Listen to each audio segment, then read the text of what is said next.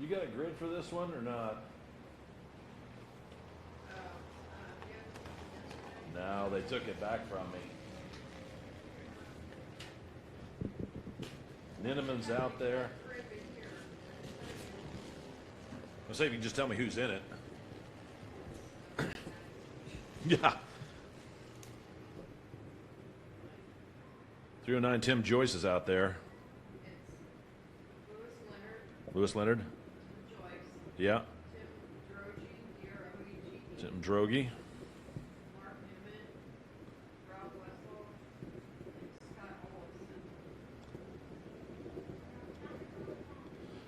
Did you say it was Art Noonan? Mark Newman. And who was in between Mark Newman and Scott Olafson? Brock Russell? Oh, Russell, Wessel. Ralph.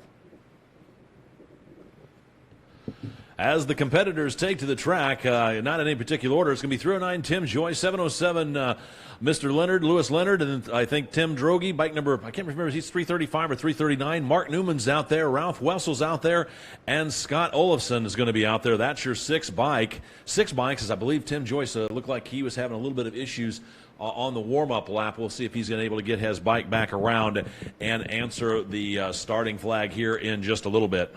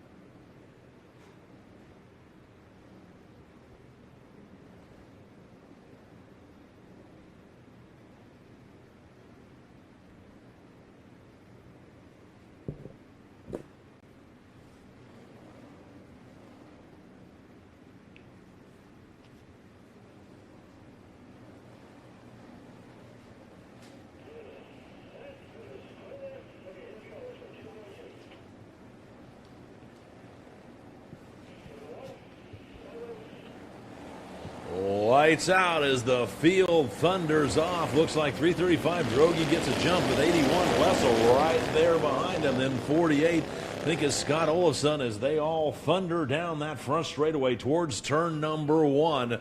5 riders answering the start here. We're going to find out who's going to be crowned the hand shift champion here in just a scant few 3 laps as the field still tightly packed together over through turn number 2. 3-rider breakaway up front as they're working their way out of the exit of 2 up the hill over towards turn number 3. Out front, it's going to be, I believe it's going to be 81 Wessel getting a challenge by Droege there, and here comes, actually Wessel's there in second, 48's out front.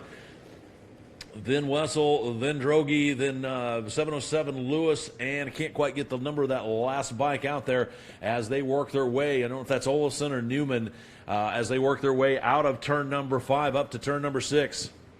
Who?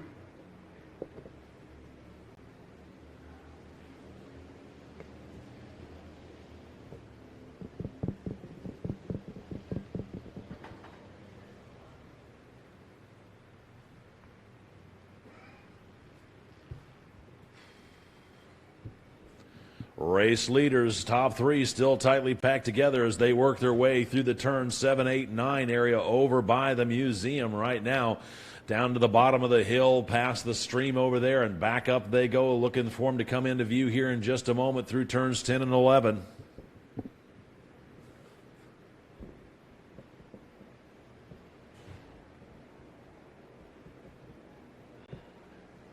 I take it you're not scoring this one? Well, I got nothing on my race monitor. Oh, okay. Never mind. Oops. Oh, somebody's down out there. Oh, that ain't good.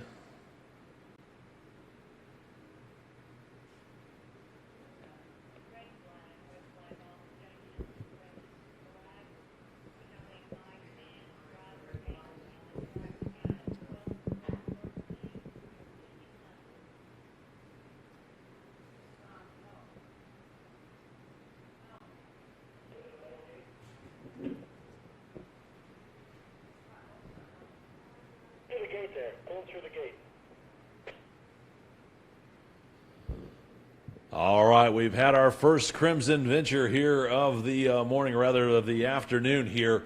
So stay tuned. We didn't quite get one lap complete. We'll get back with you here in just a moment.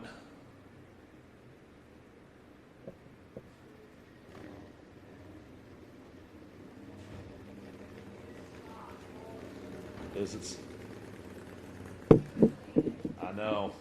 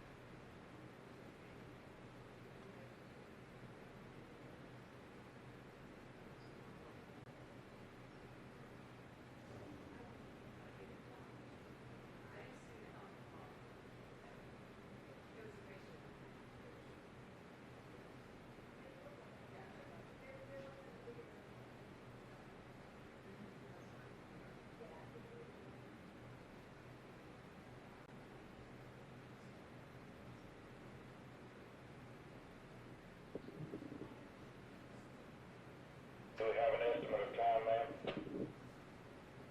Everything is moving out now. We're having to put stuff on a little bit of fuel. So be soon. Copy. I wonder how many rainbows are going to be left. Repeat that. Wonder how many rainbows are going to be left. We might find the actual pot of gold now.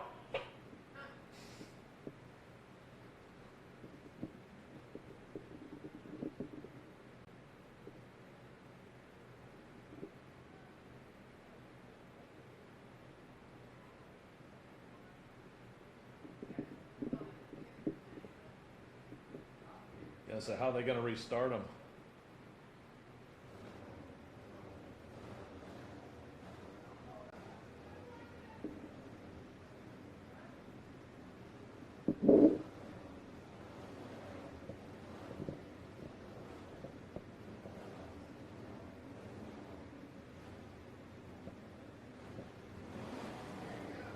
Yeah.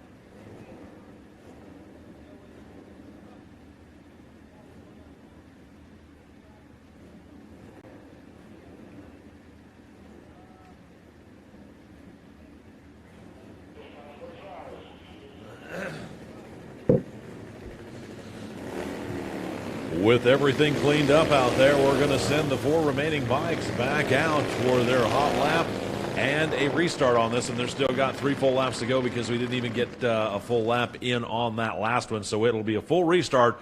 We'll find out here in a scant few 3 laps who's going to be crowned the hand shift shootout champion.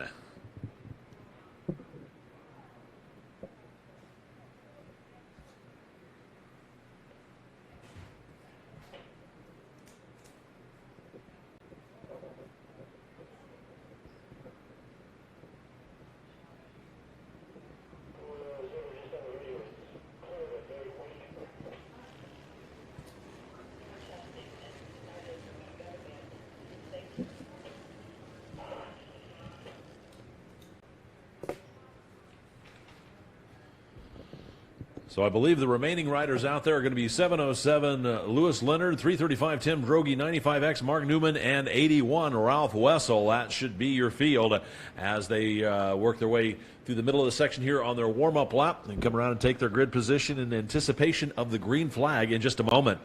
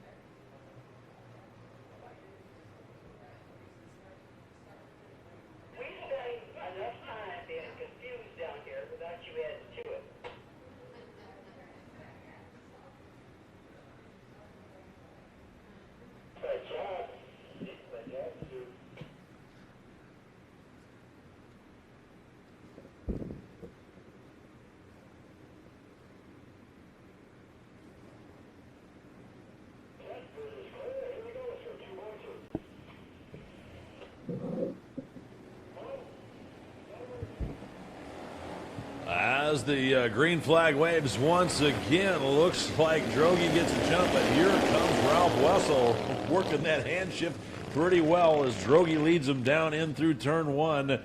On this opening lap here, we're going to do a full 3 laps. Because of they didn't complete 1 lap before, everybody's starting to stream out in single file as they work their way through turn number 1, over through that long sweeping carousel turn number 2, waiting for him to come back up the hill here in just a moment.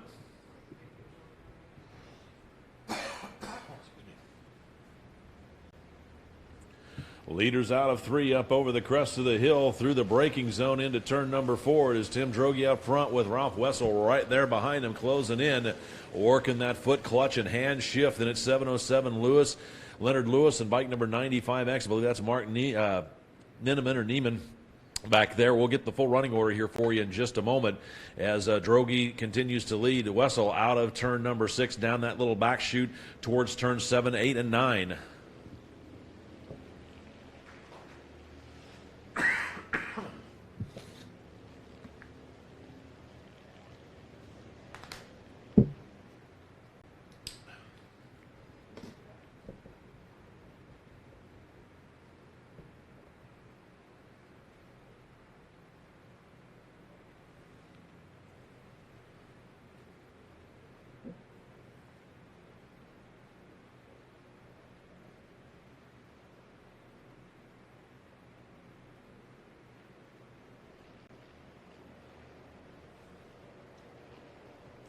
To control.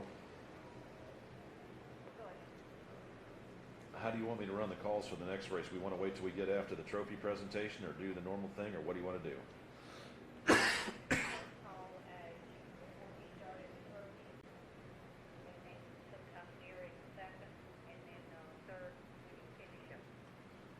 Copy that. Thank you. Man. Sometimes this Crystal Light drink mix doesn't do well with me. It's weird that something I drink would make me cough, but it does. Race leaders out of turn number 17 onto the front straightaway.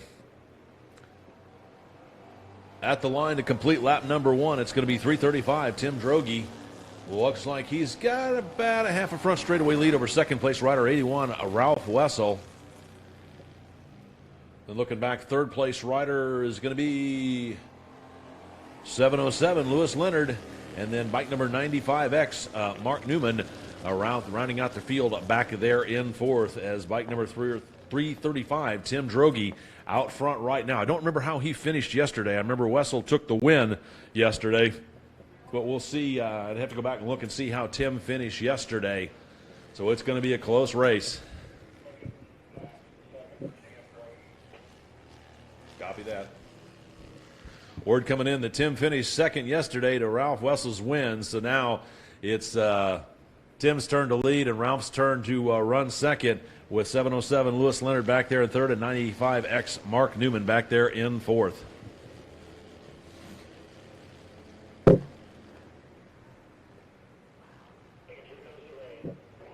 Naturally. Here comes the rain.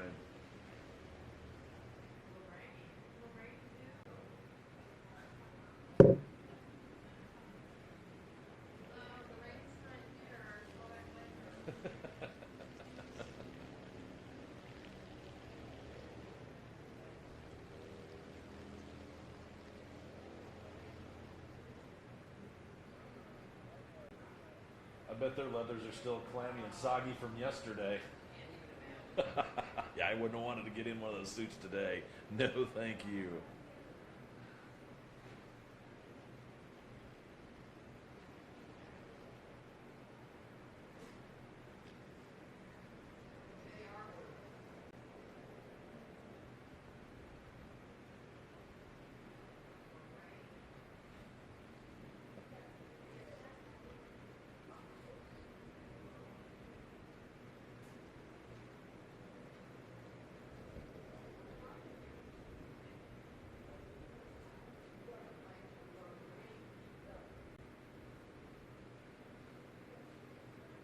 White flag out for your race leader, bike number 335, Tim Droege, out of turn number 17, starting his final lap. He's absolutely got that thing flying. I'm not sure what make and model he's on, but he's definitely got it going quick. Then looking back up towards turn number 17, it's going to be your second place rider, bike number 81, Ralph Wessel, as he crosses the start-finish line to start his final lap, gives an acknowledgement and a nod to the starter, letting him know that he's seen the white flag. Then out of turn number 17, it's your third place rider. Looks like it's going to be 707, Lewis Leonard, starting the last lap there in third, and then bike number 95X, Mark Noonan, back there in fourth, starting his last lap, while the race leader, bike number 335, Tim Droege, all the way over into turn number 4, braking zone down into Charlotte's Web, turn number 5 here on his final circuit.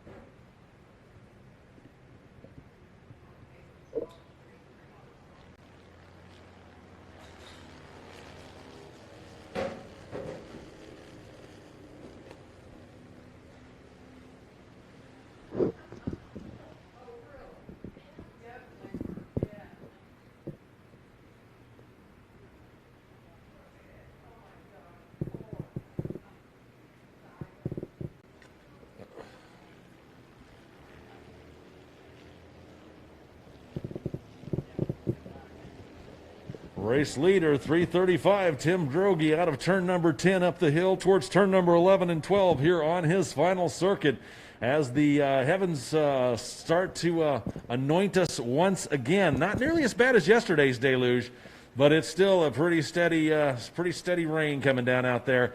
As Tim's out front, then his bike number 81, Ralph Wessel, himself back there working his way out of turn number 9 up the hill through 10 and 11, as the checkered flag is in the hand with our starter, waiting for the leader to finish working his way back through the turns 12, 13, and 14 area right now.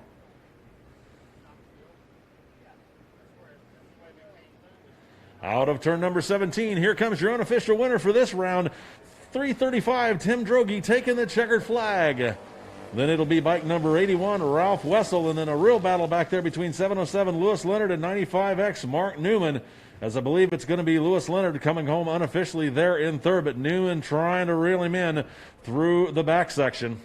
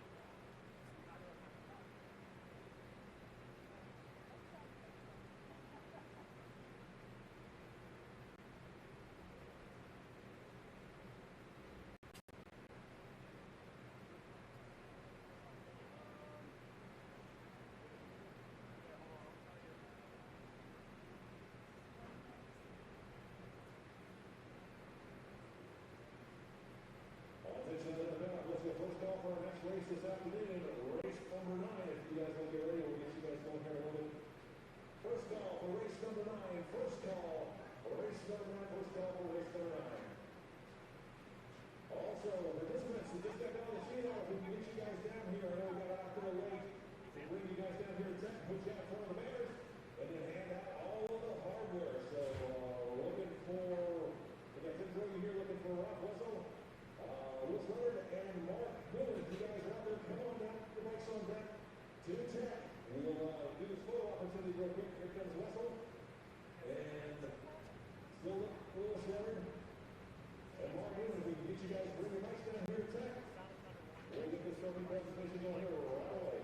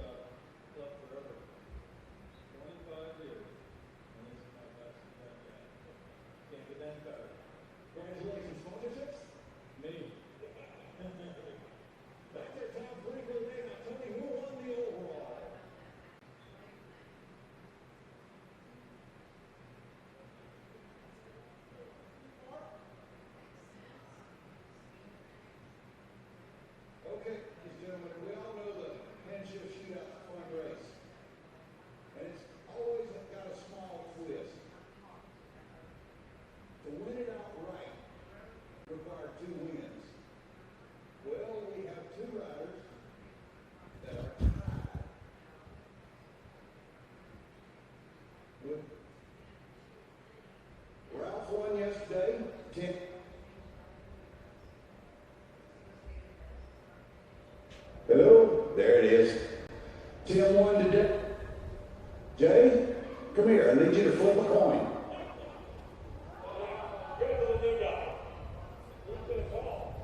Tim won today. Call it in the air, Tim.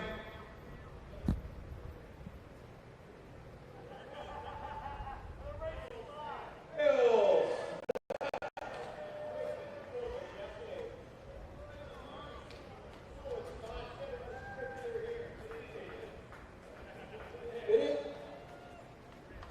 You got 21 points. It took 2 wins to win it outright.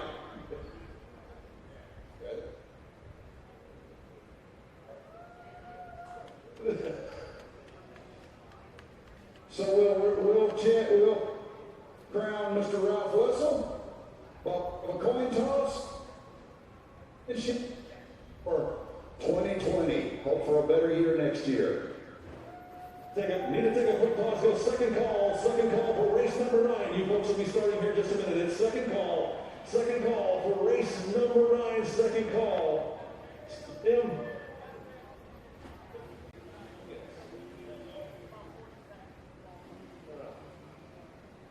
Bruce at Enfield Racing would also like to give these guys gift certificates. Winner gets 300, second's 200, and third is 100. Thanks, Bruce. Congratulations, guys. Let's give everybody a big round of applause. A shootout. Again, our second call for race number 9. And Mark, not to leave you out. How did it feel about better than yesterday, yeah. Well, listen, did you make the start yesterday, or did you have a mechanical issue? No, it's, I made it. I didn't crash, so that was it. That's good. Congratulations. There we go, everybody. That's our handshake shootout. Let's give them a big round of applause.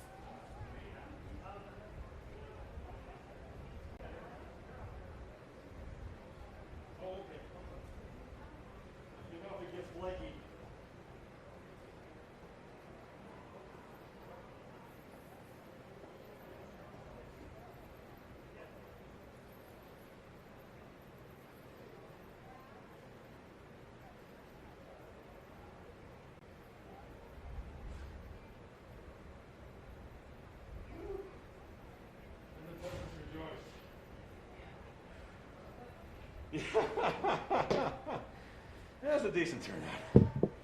It's a decent turnout. Whew. Attention out there in the paddock. Let's go third call. Third and final call for race number 9. Sound of Thunder 1 and Next Gen Superbike.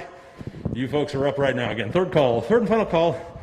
Sound of Thunder 1 and Next Gen Superbike's third call for race number 9.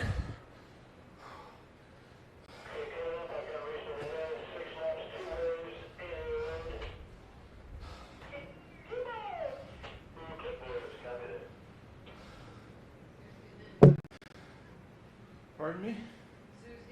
Heck yeah, man. We're on the final downhill side.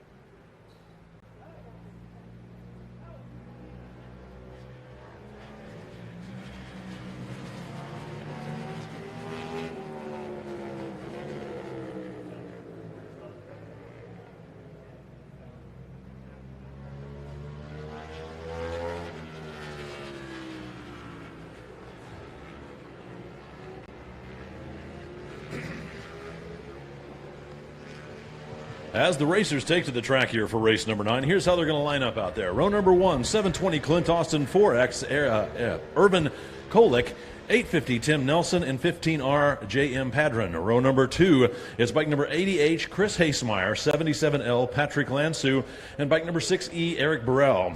Row number 3, it's 078 Renee Skaysbrook, 032 Daniel Sinclair, 020 Jeff Nelson, and 222R would be Jeff Graham, and then 44K Taylor Knapp back on row number 4. For the next gen superbike, second wave on row number 6, it's 14 Brian Larabrew, 35R Scott Billings, 29J Scott Ruthmel, and bike number 502 John Burden. And then rounding out your field on row number 7, it's 576 Christian Jensen. That is the field here for race number 9, the Sound of Thunder 1 and the next gen superbikes.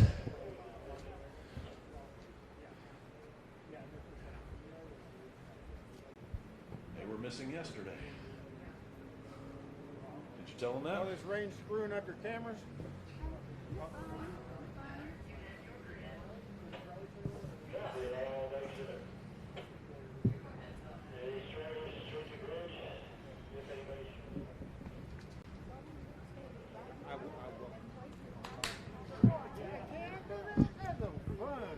I'll get behind it. I'm just going to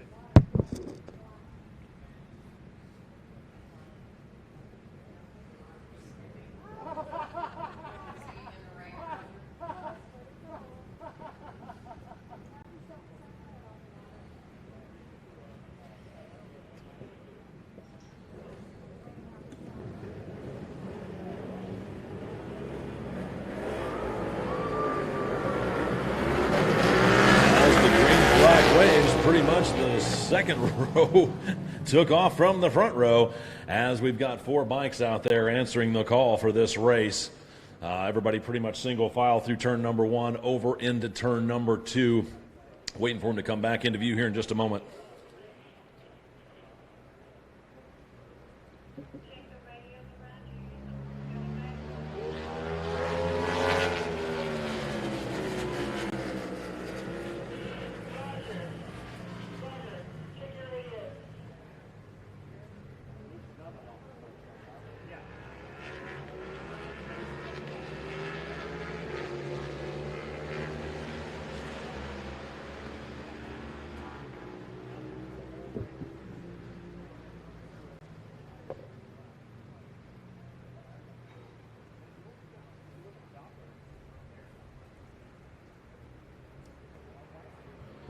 Race leaders all still pretty well tightly packed there. Looked like I think there was about 4 bikes answered the call for this one as the precipitation once again revisits us here at Barber Motorsports Park. And they're all again tightly packed together over through turns number 8, 9 in the museum turn.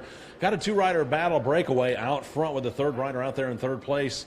And then the 4th rider bringing up the tail here as they work their way out of turns number 10, 11, and 12. I'll get the full running order for you in just a moment when they complete lap number 1.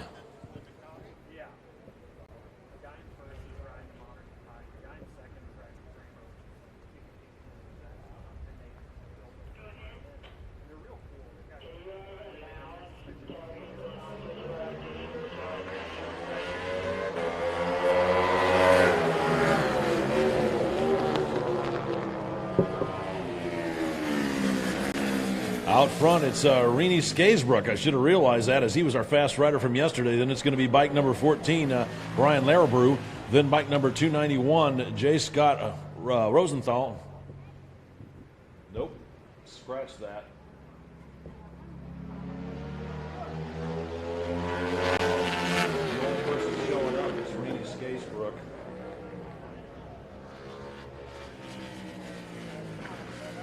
Yep. He's the only one showing up.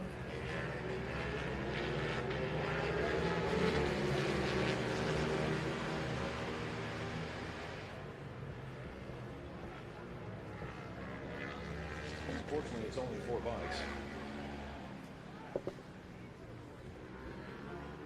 Attention out there in the paddock. Want to remind everybody, please don't dispose of your empty race fuel cans in the trash cans on site. Please take them home with you and properly dispose of them. They're considered hazardous material and they need to be disposed of properly. You can't just throw them in the trash can here. So again, please take your empty race fuel cans home with you and properly dispose of them. They're considered hazardous material, and the track has to pay an extra fee, which of course they pass along to the people who use the track. So again, please make sure you take your empty fuel cans home with you and dispose of them properly. Don't just put them in the trash can.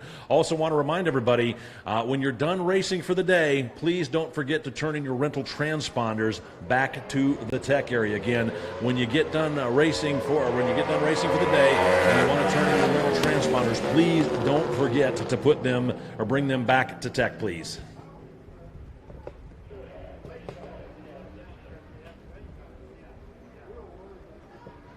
Much better, thank you. Well, we finally got our race monitor reset here. It was 32 Daniel Sinclair when he come by for the first lap. I called him as Rennie Scraysbrook. I'm like, that's not Rennie. It looks like Daniel. Sure enough, it is. 32 Daniel Sinclair out front, 78 Rennie Scraysbrook right behind him, making a challenge. In that third place rider is 15R, J.M. Padron, and then bike number 4X, Irvin Kolek, rounding out your field as Scraysbrook continues to stalk Sinclair, even though the rain's revisited us. As the rooster tails are starting to come off the bike tires as they're working their way between 6 and 7 and also from 3 and 4. So obviously the track is once again wet out there as everybody's starting to tiptoe through turn number 5, Charlotte's Web. As the laps continue to click off here. We should be hitting halfway next time. We'll see if Scraysbrook's got anything up his sleeve for Sinclair as those two work their way out over by the museum, working their way back up through turns 10 and 11 here in just a moment.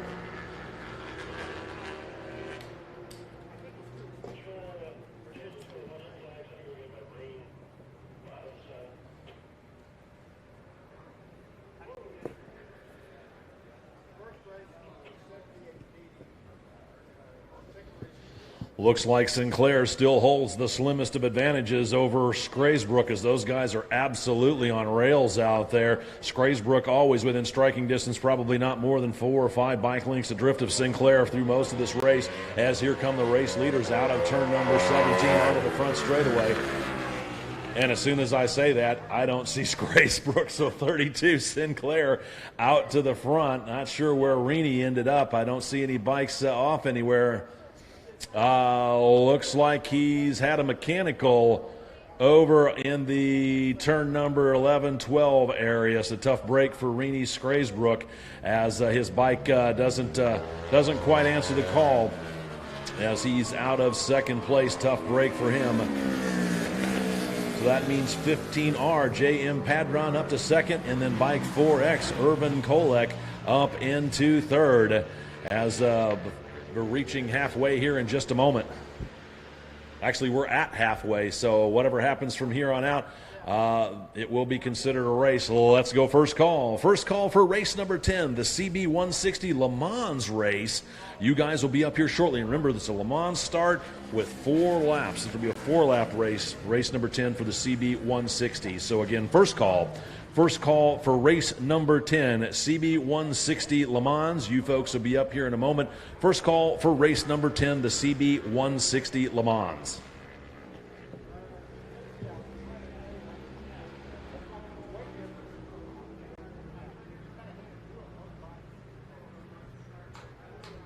They didn't yesterday, it was just as wet.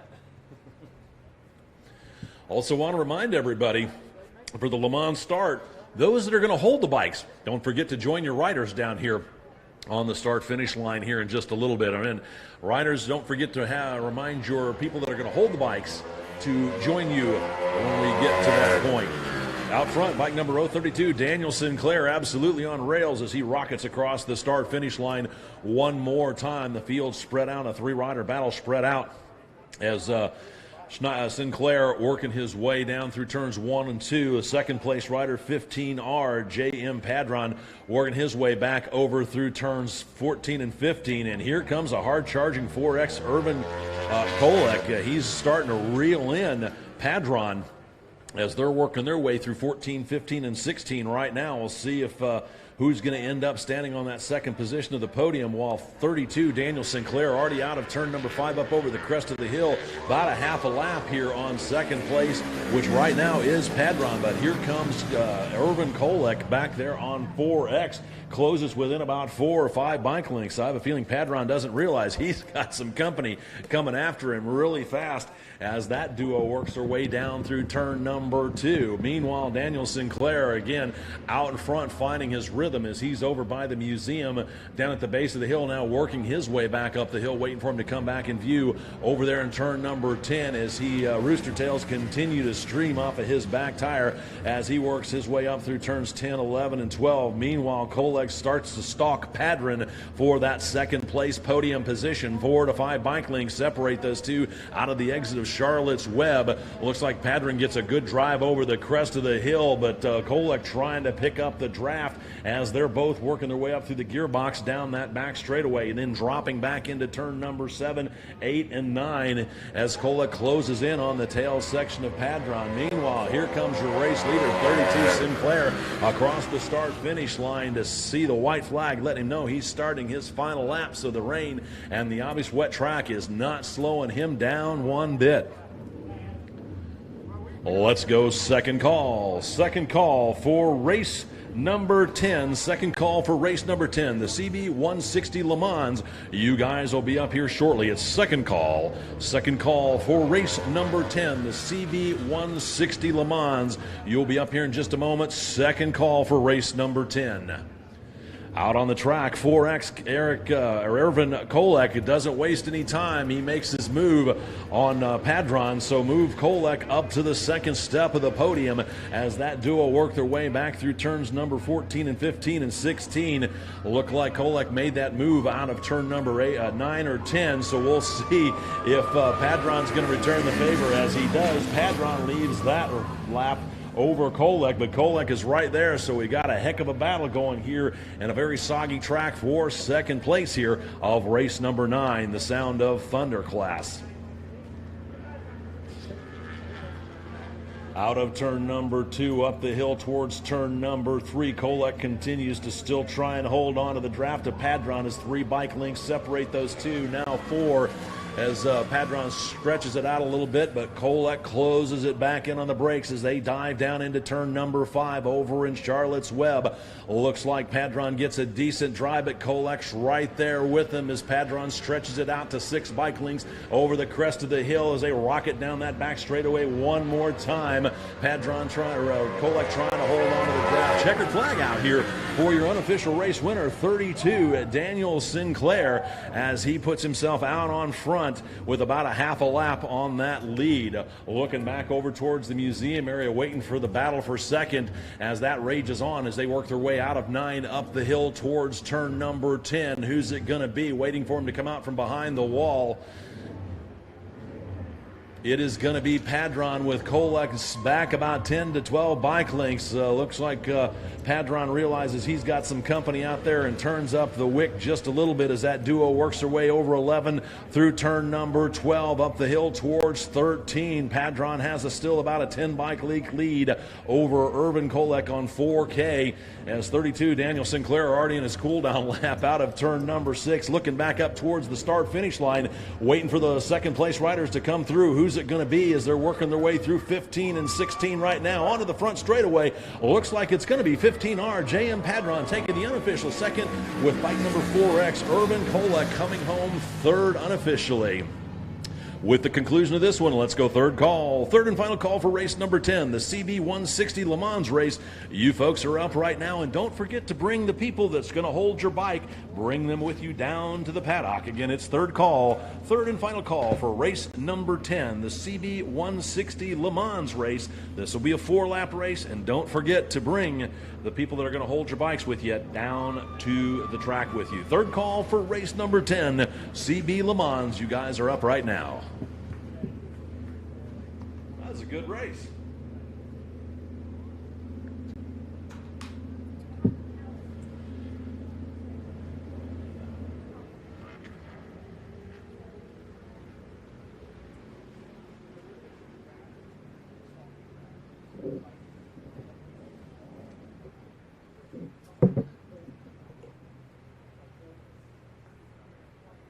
Really?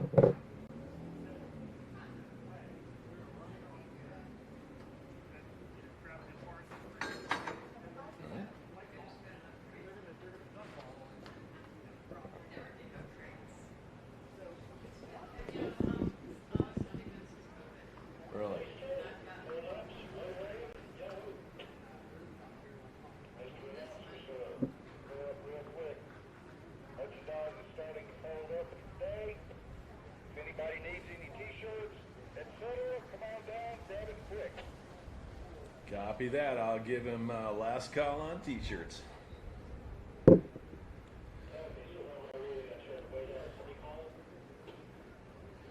Attention out there in the paddock. I know a lot of people have visited the AHRMA merchandise booth down there in Tech, so we're going to tell you we're getting ready to pack it up there for the weekend, so it's going to be last call for t-shirts.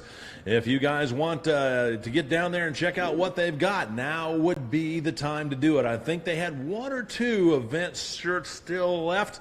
Get down there and check out what they've got. They've got, I know they said they got plenty of women's wear today. That's good for all you racers who want to pick up something for your significant other. Now's a great opportunity to do that. Remember, Christmas is just a scant 10 weeks away. And yes, Christmas has not been canceled because of the pandemic.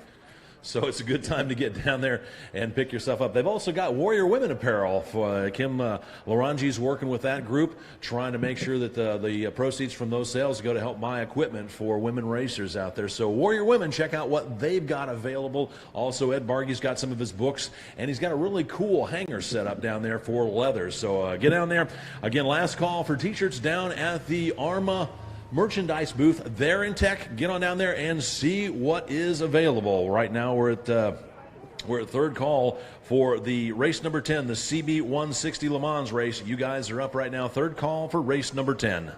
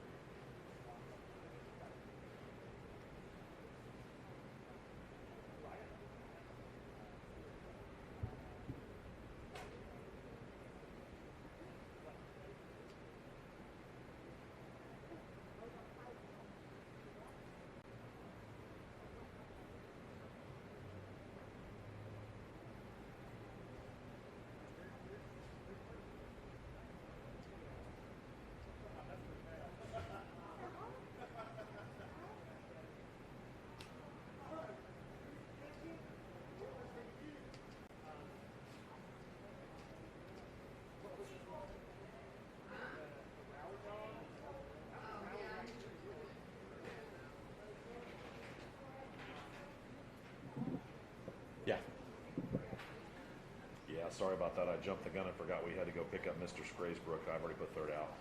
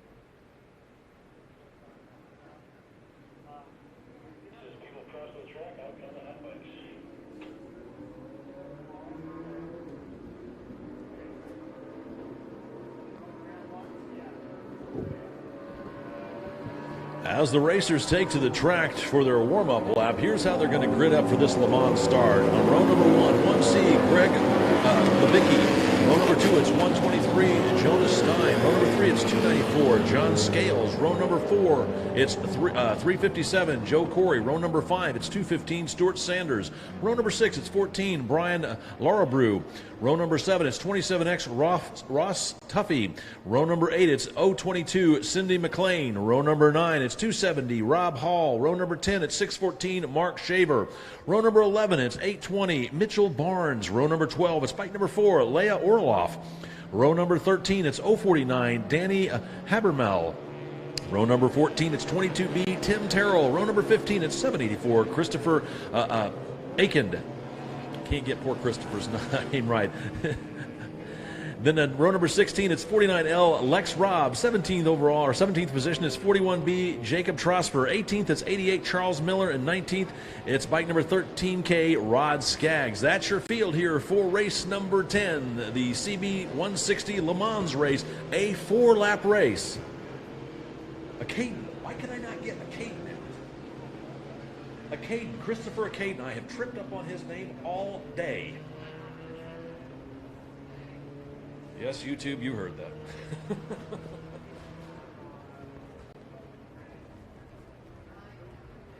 I tell you. And the rain falls again.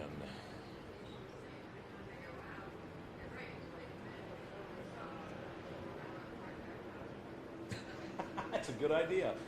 It rains when they go out, it stops when they come in. Let's run the race backwards. Great idea. Why question it? We run Crescent backwards. I have to call that one funny all the time. Plus start is between 7 and 8, so I'm constantly calling the race backwards. They're out of 8 down there. They're out of 8 down into 7, over into 6. Yeah. I'm sure people listening on the streaming service through Race Monitor when the CMRA does his races goes, what? What? Wait a minute. He's talking backwards.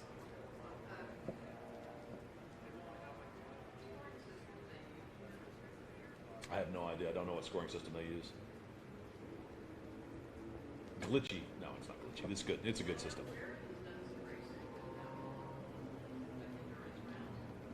Long time ago. I don't think so.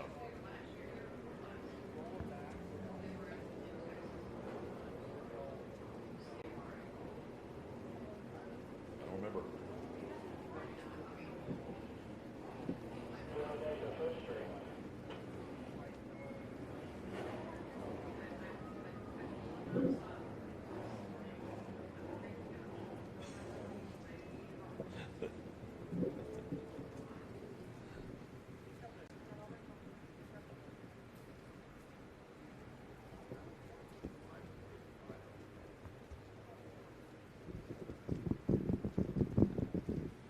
What do we got? 5 bikes? No, we got more than that. We got more than that.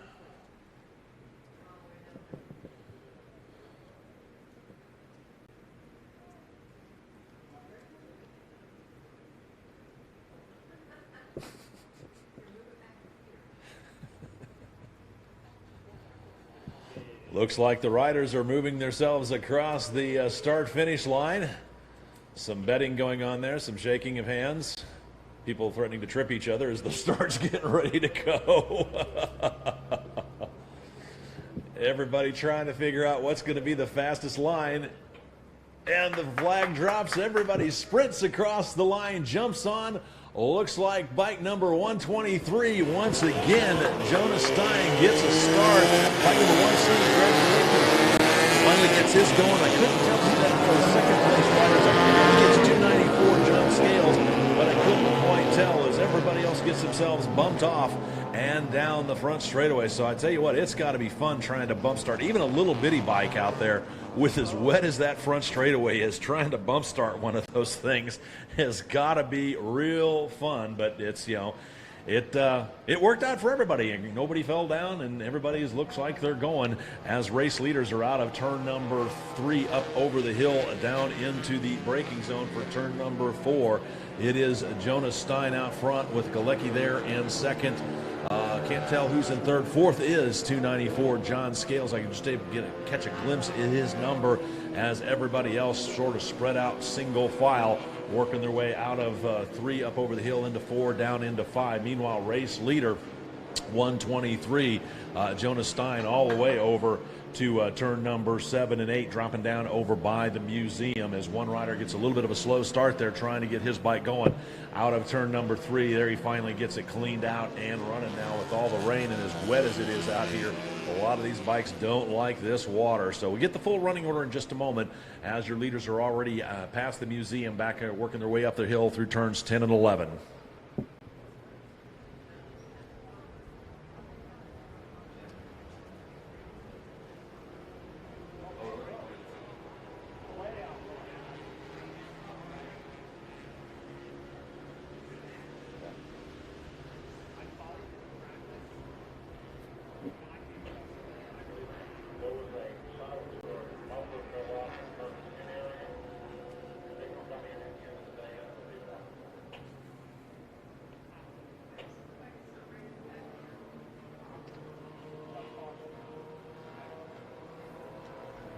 Oops, somebody down over in 10. Yep, 14.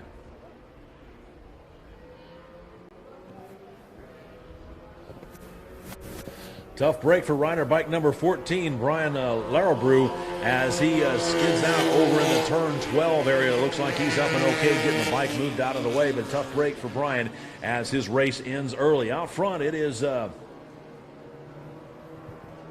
didn't hit the flag.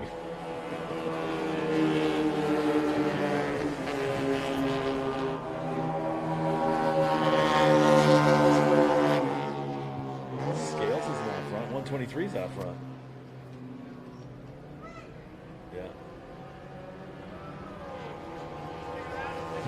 Bike number 123, Jonas Stein, still out front, leading this one, still being chased down by 1C, Greg Galicki, as those two have got quite a breakaway over that third place battle of almost a full front straightaway as we're trying to pick up the third place number here. Of course, Race Monitor being a little bit finicky today. It doesn't like all the water that we've had here as we're getting it reset.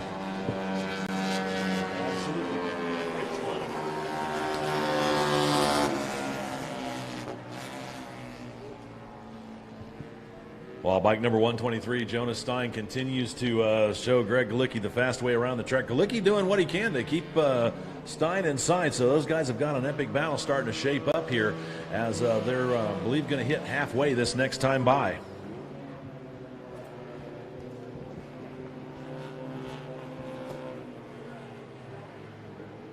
And the rain stopped again.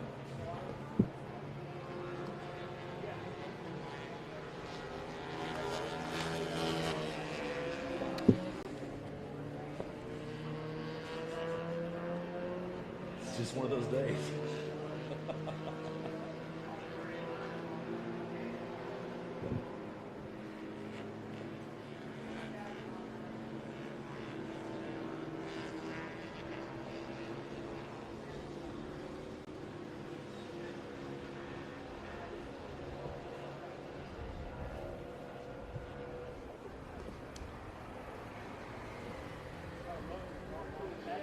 Race leaders out of turn number 17 onto the front straightaway. Looks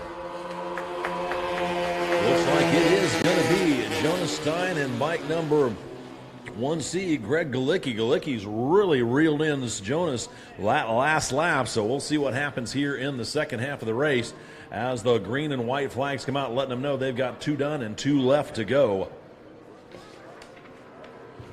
Let's go first call. First call for race number 11, Sound of Singles and Next Gen Superbike Lightweight. You folks will be up here in just a moment. It's first call. First call for race number 11, Sound of Singles and Next Gen Superbike. You'll be up in just a moment. Again, first call for race number 11, Sound of Singles and Next Gen Superbike Lightweight.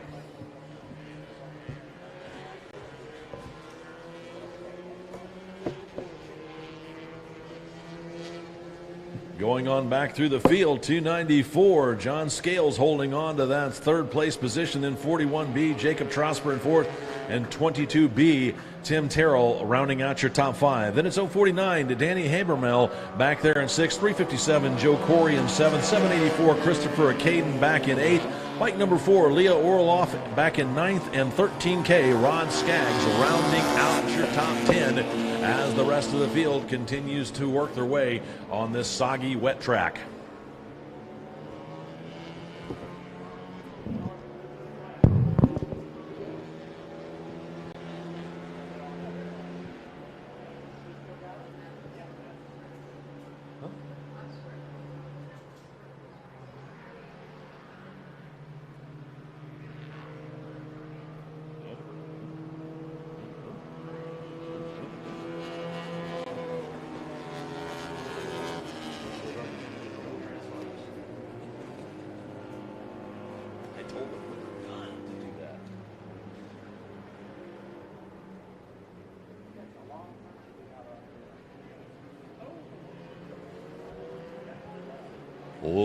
Looks like turn number 10 claimed another rider over there. The rider's up and okay. You're picking up his bike, trying to get nowhere. Here's the battle for the lead, though, on that last lap. It was 123 Jonas Stein, but Greg Galicki right there stalking him for the win as those guys get the white flag and start their last lap. Let's go. Second call for Sound of Singles and Next Gen Superbike. You guys are up here next. Again, second call for race number 11, Sound of Singles and Next Gen Superbike. Oh, and tough break for our leader, 123. Looks like Jonas Stein off over in the back section on turn number 16 or 15 or 16 back there. Jonas is up and okay. He's moving off to the edge, but a tough break. Actually, no, that's turn 2. He's over down in turn 2. Tough break for Jonas Stein as he led that last lap, and his bike just gave up. The tires just couldn't hold on this wet track as his race comes to an early end.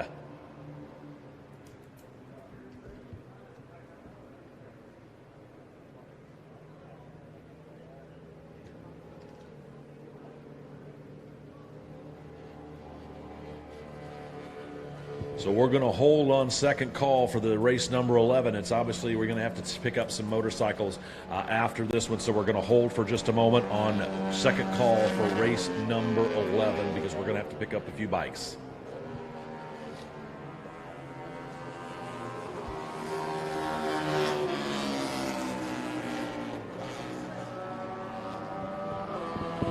Checkered flag in hand with our starter as some of the other bikes continue to pass the start-finish line, starting their last lap as they see the white flag. Looking back up the track, waiting for bike number 1C, Greg Levicki. He's, I believe, now inherited the lead or is in the lead after he and Jonas Stein had a great battle going on there through most of the race.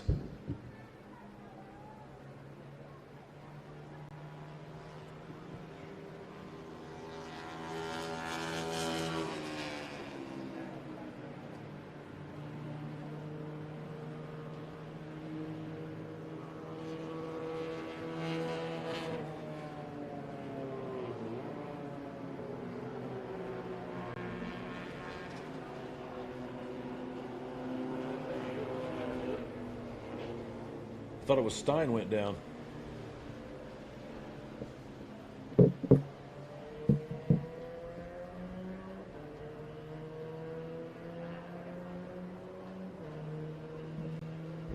I thought it was Stein, 123.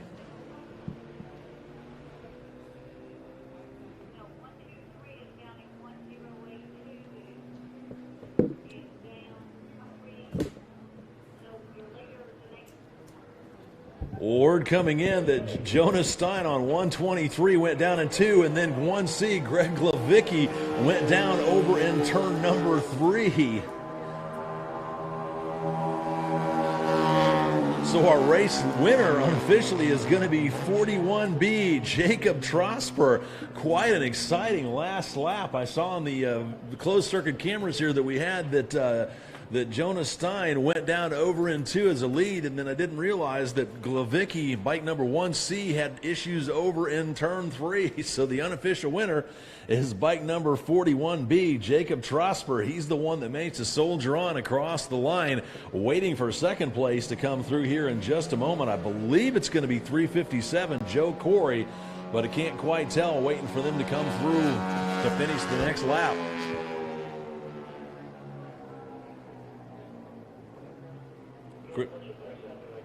Chris Caden.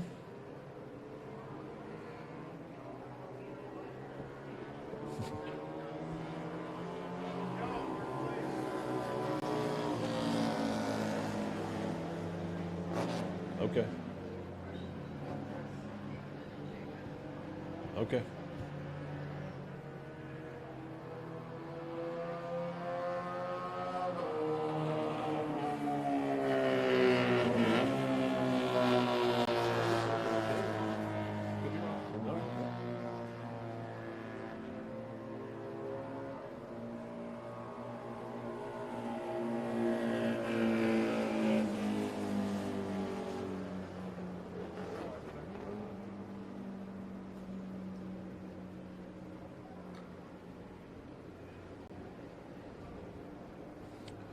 Quite an interesting conclusion to that race, as I believe most everybody's just about taken checkered. It was a kind of a race of attrition. According to Race Monitor, we're still reviewing the results, but they said Race Monitor was showing that 41B Jacob Trosper took the unofficial win. 357 Joe Corey took a second, and 22B Tim Terrell took a third. But we are reviewing that to make sure that we've got everything sorted out correctly. Again, we're holding on second call, holding on second for race number 11. We've got several machines that we've got to go out there and retrieve before we move on. So Sound of Singles 1 and Next Gen Superbike Lightweight, please stand by. We'll get you going as quickly as we can get these bikes picked up and everything moved out of the way.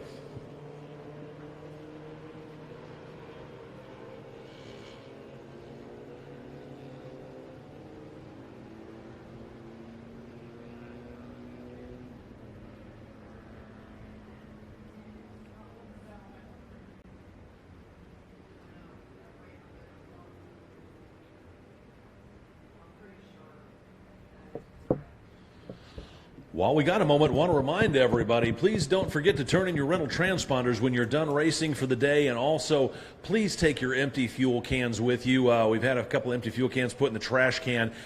They are considered hazardous waste here in Alabama, and it takes a special fee to have to dispose of those properly. So please make sure you take your empty fuel cans with you, and when you get to your home place, dispose of them properly when you do get there. So stand by for race number 11. We'll get you guys going here in just a moment. Like I said, we've got several machines out there from this last race we need to go pick up, and then we'll get going with the calls again for race number 11 in just a moment.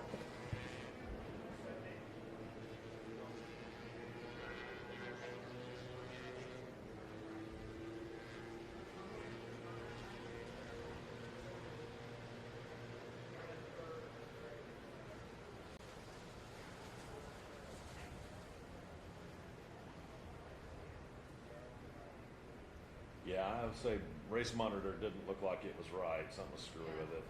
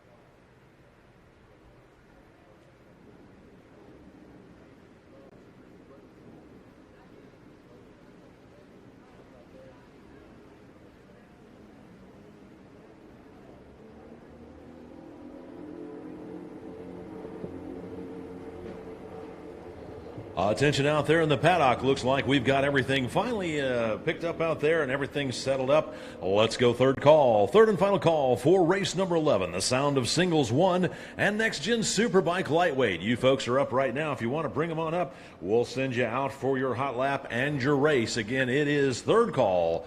Third and final call for race number 11. Sound of Singles 1 and Next Gen Lightweight, Superbike Lightweight. You folks are up right now. Again, third call. Third and final call for race number 11. Bring them on up. The track is now yours.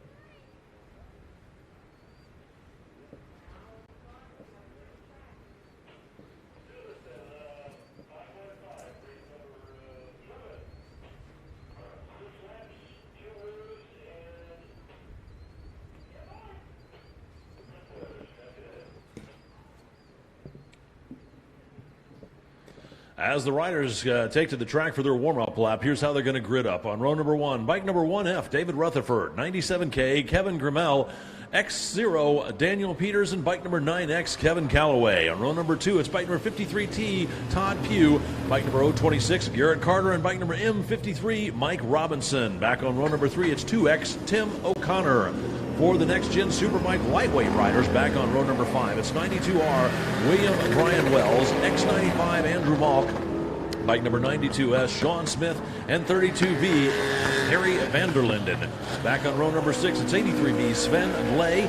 Bike number 3N, Jerry Nickel, and bike number 949, Keith Powell. Row number 7, it's 62X, Robert Himmelman. 321, William Hegarty, and bike number 770R, Brad Coleman, and bike number 224X, Bill Howard. Row number 8, it's 139, David Wallace, 994, Turner Kolchich, and bike number 55T, Eric Eads. And then rounding out your field on row number 9, 560X, Scott Wilson. That is your field here for race number 11, the Sound of Singles 1 and the Next Gen Superbike Lightweight.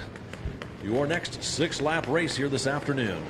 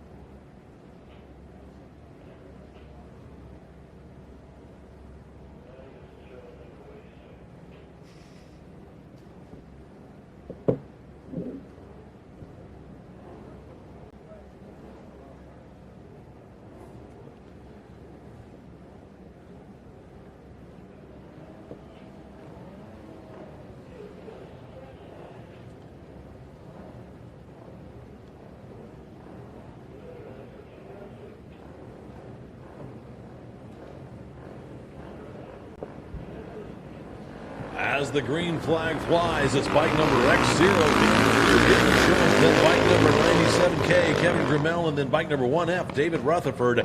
Those are the three that answered the call for the Sound of Singles race, or what? Sound of Singles 1 race, as they work their way down through turn number 2. Here's the second wave going. It's going to be bike number 95, X95, Andrew Monk out there on his vintage Honda Interceptor, his 500 Interceptor.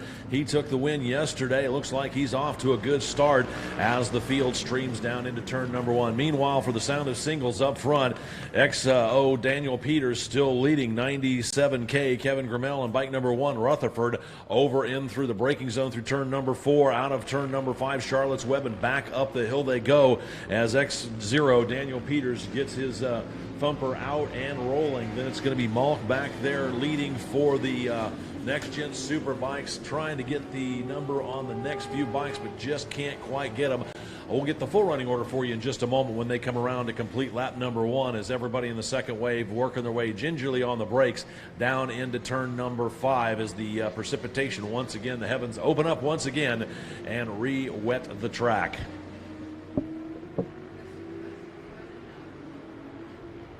Yes, it wasn't wet enough before.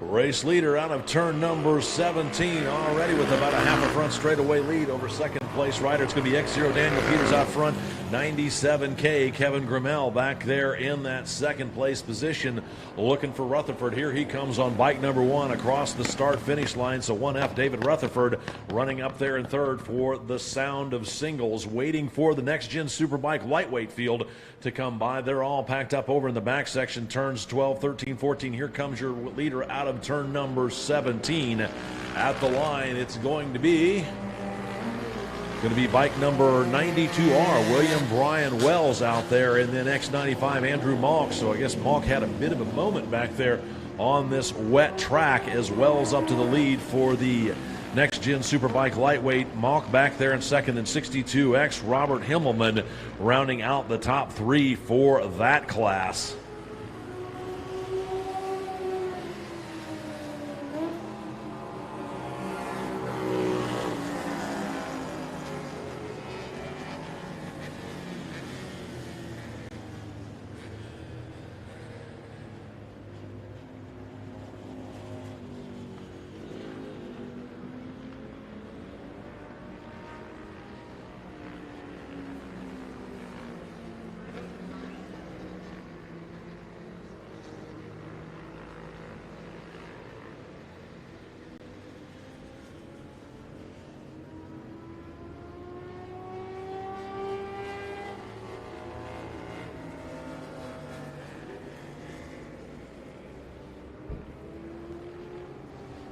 Out front, Daniel Peters on bike X0 continues his domination of this race as he has finally found his rhythm. 97K Kevin Grimmel doing what he can to keep up with him, holding on to that second place position. Then in bike number 1F, David Rutherford solidly back there in third as Peter continues to eke out his lead. And there goes Grimmel across the line to start his next lap.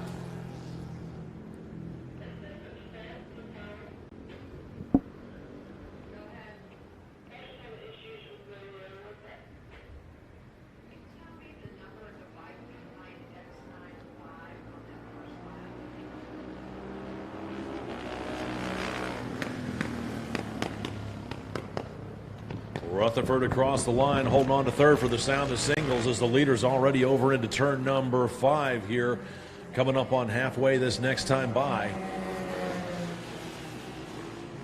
Then it's going to be bike number 92R, William Brian Wells. He's still leading out there for the next gen superbike lightweight with bike number X95, Andrew Malk back there in second. Who's that run third?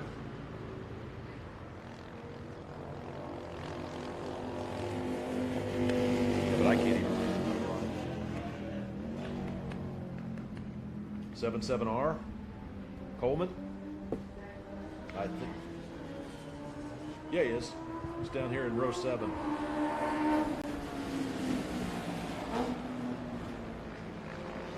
Looks like 77R, Brad Coleman, unofficially holding the third, but he's not showing up on race monitor as he works his way on by. So we're trying to get that one straightened out. No transponder? He's got a okay.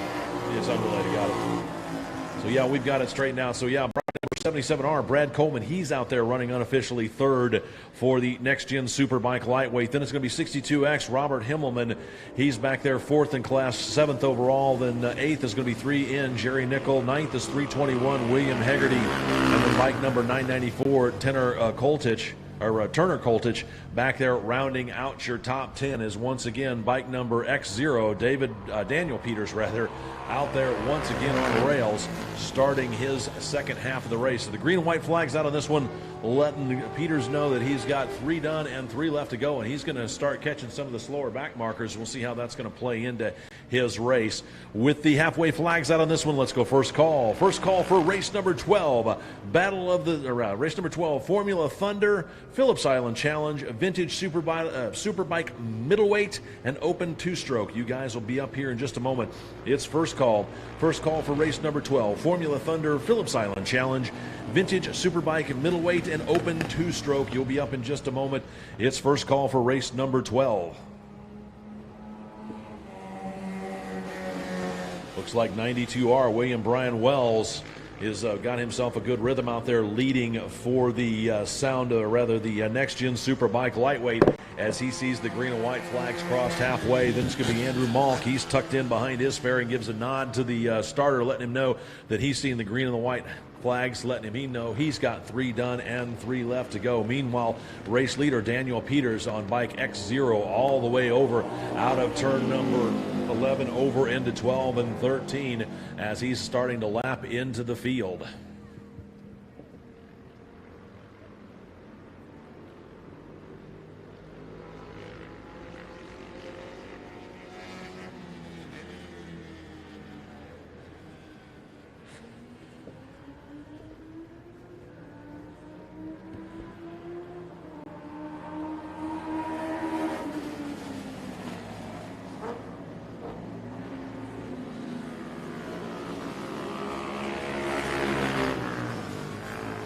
Race leader one more time across the start-finish line. Daniel Peters definitely lapping into the field. Doesn't look like any of the back markers have slowed him down any. Then it's going to be bike number 97K, Kevin Grimmel, as he's working his way around one of the back markers. Now he's got 2 more that he's got to get around here. He's still solidly locked in second. And then it's going to be bike number 1F, David Rutherford, back there in that 3rd position as the laps continue to dwindle here in race number 11.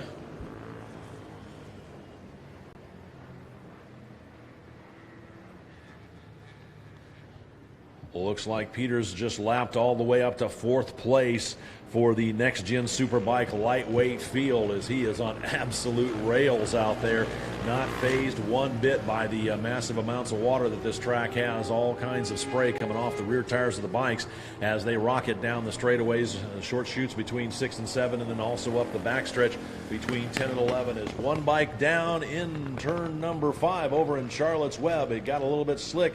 Somebody a little too hard on the front brakes, looking at trying to pick up the number on that one. Looks like bike number 321. 321 is William Hegarty. He was running about 6th in class. Tough break for William as his race comes to an early end. But good to see that he's up and okay as they're moving the bike out of the way. But his race does come to a premature end as the track again is very wet and very slick out there.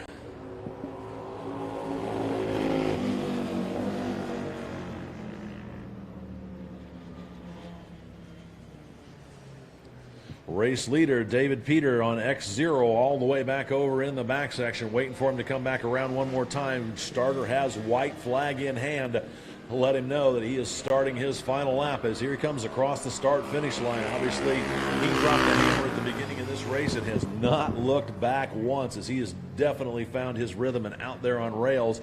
He's all the way out of turn number 1 over to turn number 2. Here comes your second place rider. I think he's actually second place, is third in a line here as he comes across out of turn number 17. Yep, it's going to be bike number 97K, Kevin Grimmel. He's holding on to second in class for the Sound of Singles.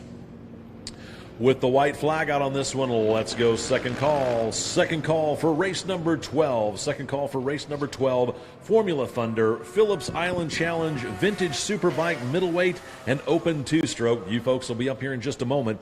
It's second call. Second call for race number 12. Formula Thunder, Phillips Island Challenge, Vintage Superbike Middleweight, and Open Two-Stroke. You folks will be up in just a moment. Second call for race number 12.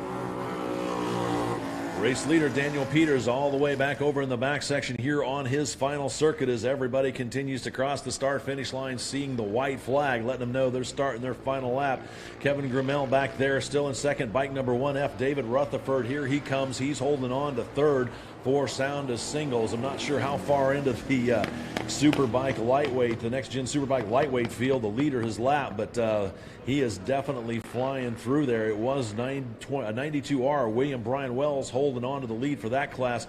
Here comes the next bike. I believe it is going to be, yep, there's Wells. He's leading on his last lap. He's still being chased down by 95, Andrew Malk.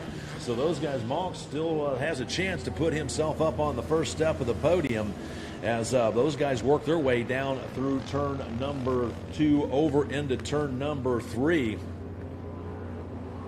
Then next across the line, it's going to be bike number 77R, Brad Coleman. He's holding on to third for that next-gen Superbike lightweight. Here's the battle for the lightweights, though, as bike number 92R up over the crest of the hill into 3, down to the braking zone into 4, with Malk right behind him there in second. Meanwhile, checkered flag out for your unofficial race winner, bike number X0, Daniel Peters, as he takes the unofficial win. Looks like Wells holding on. Oh, Wells has got a problem with his bike, doesn't quite get going, and that opens the door for X95, Andrew Malk, to rocket past. So tough break for Wells as he's just lost the lead, but still looking like he's going to hold on to second place as they work their way down in through the back area of the track. Anything else to control? We need to drag? I don't think we do we? Copy. So bike number 95, Andrew Malk on that one, capitalized on that last lap as he's working his way past the museum up towards turn number 10 and 11. Bike number 92R, William Brian Wells, still holding on to second. Meanwhile, 97K, Kevin Grimmel takes this unofficial second for the Sound of Singles. Then it's going to be bike number 1F, David Rutherford, unofficially coming home in third for that class. Waiting for the leaders to come back around. They're working their way back in through the back section. It looks like it's probably going to be X95 Andrew Malk as he's got a substantial lead over second place rider 92R William Brian Wells.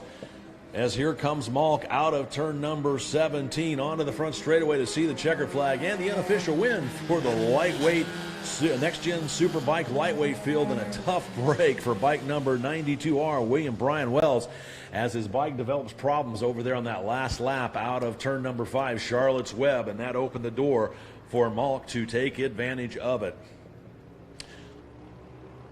Then looks next across the line should be bike number 77R. That is, it's going to be Brad Coleman taking the unofficial third out there for the next-gen Superbike lightweight field.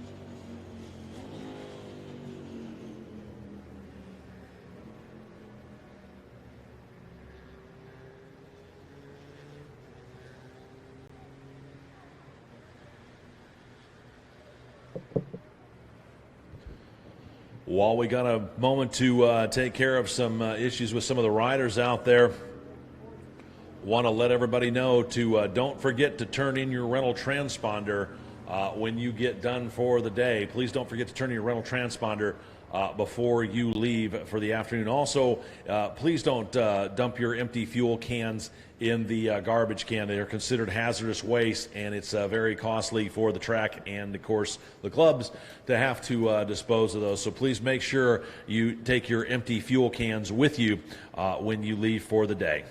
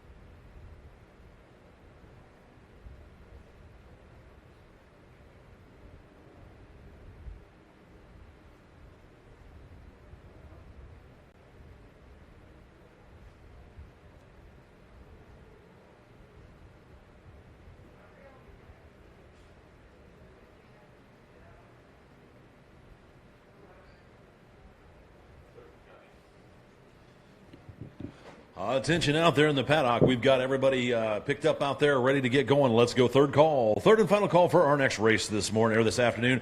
Race number 12, Formula Thunder, the Phillips Island Challenge, vintage superbike middleweight and open two-stroke. You folks are up right now, so bring them on up. It's third call, third and final call for race number 12. That would be Formula Thunder, Vintage Island Challenge, vintage superbike middleweight and open two-stroke. You folks are up right now. Third call for race number 12.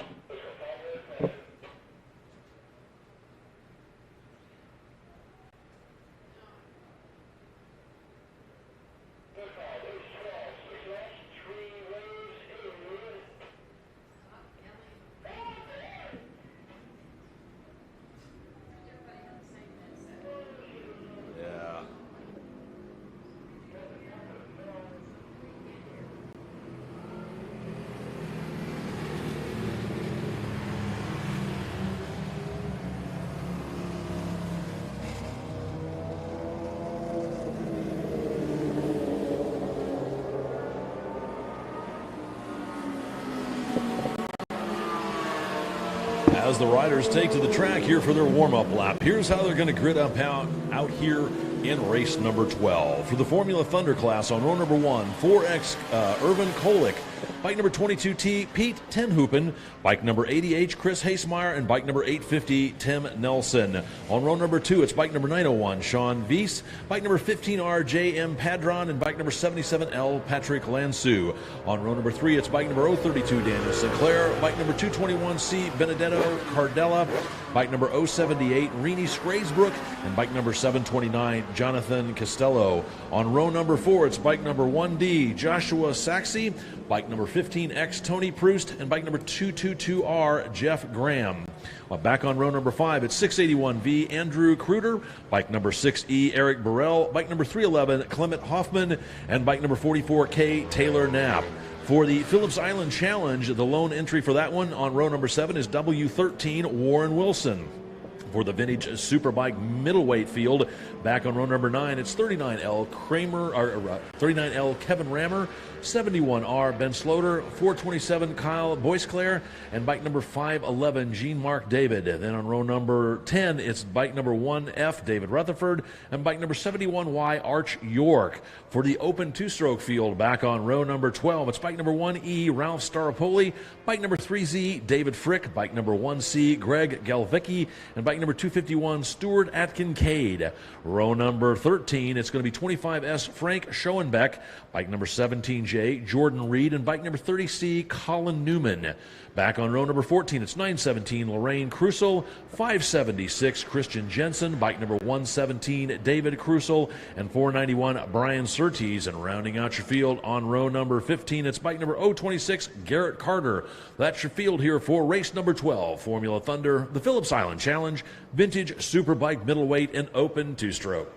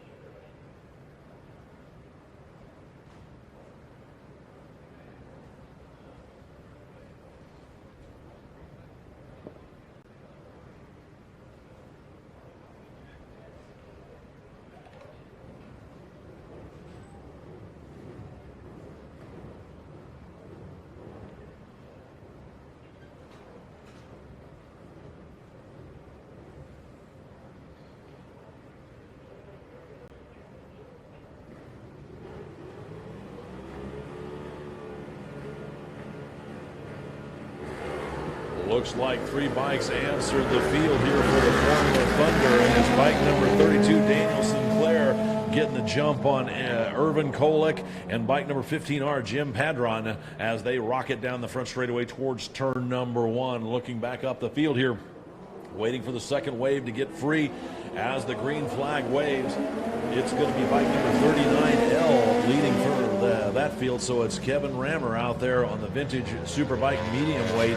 He's leading that charge of that group down into turn number 1. Meanwhile, up front, bike number 032, Daniel Sinclair, wastes no time trying to check out on the field. Then it's going to be bike number 15R, Jim Padron, and I believe it's number 4X, Irvin Kolick. Those two are pretty much tied together right there out of the exit of 5, up over the crest of the hill, down through 6, and that little backstretch towards turn number 7 as the water really starts to wick off the rear tires of those bikes as they get up to speed here. Then it's going to be the lightweight bikes the medium weight, the vintage Superbike medium weights down and tiptoeing down in the braking zone for Charlotte's Web. And I can't say I blame him, because that's been a very treacherous turn this entire weekend in the wet, as 39L Kevin Rammer still continues to lead that group. Then for the third wave, I believe it's going to be bike number, I can't tell if it's 1E Ralph Staropoli or 3Z David Frick out there in the lead for that one. We'll try and get that running order for you when they come around to complete lap number 1 here in just a moment.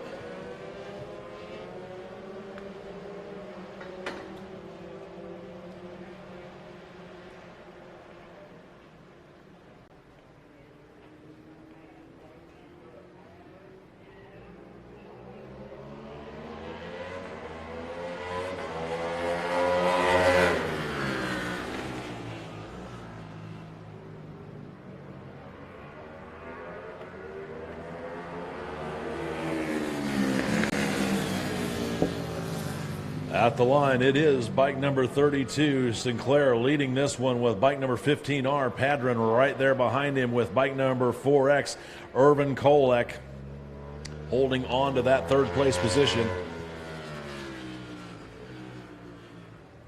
Race monitors, Jinky.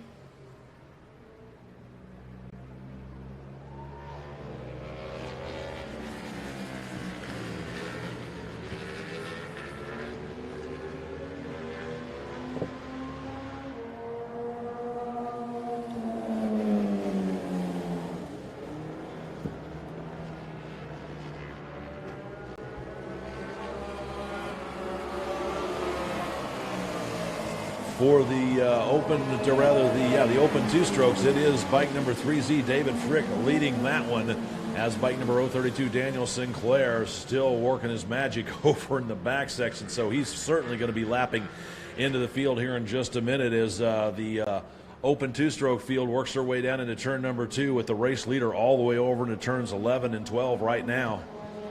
Race monitor.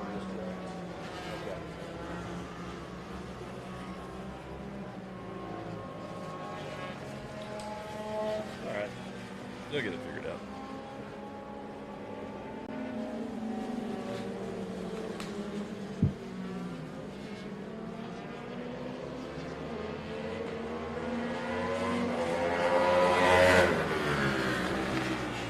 Race leader, bike number 032, Daniel Sinclair. Bike sounded mighty healthy down that front straightaway, as he has certainly found his rhythm out there, trying to check out on the rest of the field, and is leading this one. Here's the battle for second, as looks like Pedron just nipped Irvin Kolek. So Kolek had a little bit of an advantage on that back area, but Pedron led that lap by the slimmest of margins, as they're working their way out of turn number 2 up the hill towards turn number 3. So it's anybody's race just yet for that second step on the podium.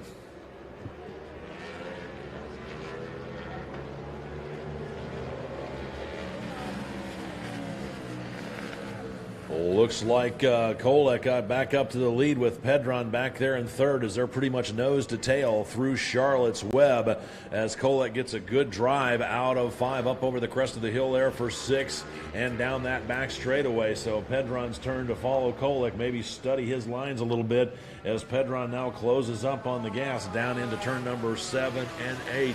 Then it's going to be bike number 3Z, David Frink. He started on that third wave way back in the back, working his way forward, with bike number 1C, Greg Glavicki, right there behind him. Those guys are running 4th and 5th respectively overall, 1st and 2nd in class. Then 25S, Frank Schoenbeck, I believe he's running 3rd in class for the open two-stroke, as again those guys started on third wave and are already running 4th, 5th, and 6th respectively, as they have found their rhythm.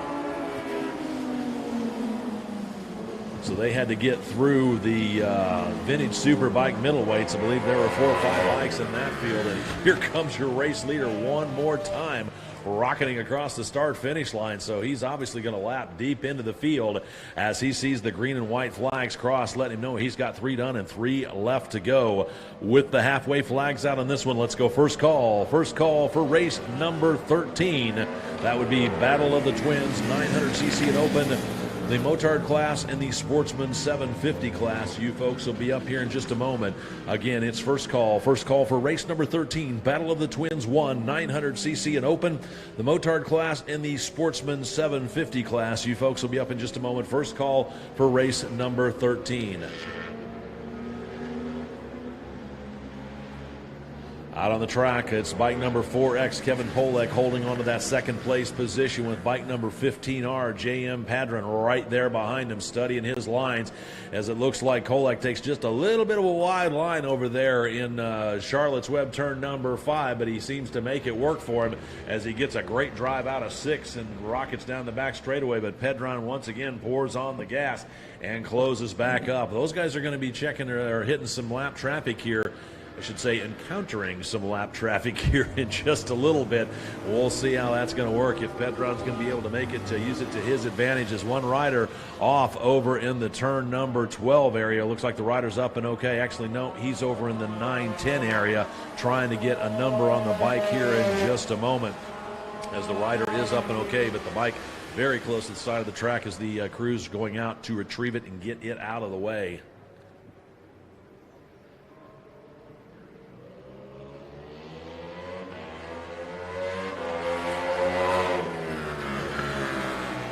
Race leader one more time across the start-finish line. Our fallen rider out there was bike number 511, Jean-Marc David. Not sure where he was at in the group, but tough break for bike number 511, Jean-Marc David, as he crashes out of the race. But he is up and appears to be okay, so we'll have to go out there and pick him up at the end of this race. Up front, again, it's 32. Daniel Sinclair continues the lead. Here's the battle for second. Is Pedron works some of his magic with the lap riders, but Kolek comes storming back past him at the start-finish line. So I think Padron had that lap, but only for about 10 feet past the start-finish line, as Irvin Kolek comes flying back around him. So now those guys got a bit of a free, clear track in front of them, as Kolek back up, holding about 4 or 5 bike lengths, but Pedron right there within striking distance as they dive down into the braking zone for turn number 5. It looks like Pedron closes within a bike length or 2 as they work their way through there. Another rider off over in turn number 9 as he gets himself out of the way, trying to get a number on that one as he's free and clear and gone.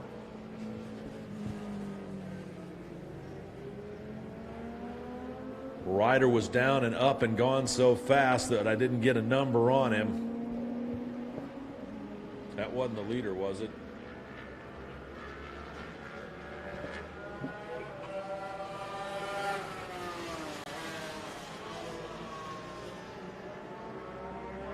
wasn't the leader that was down over there, was it?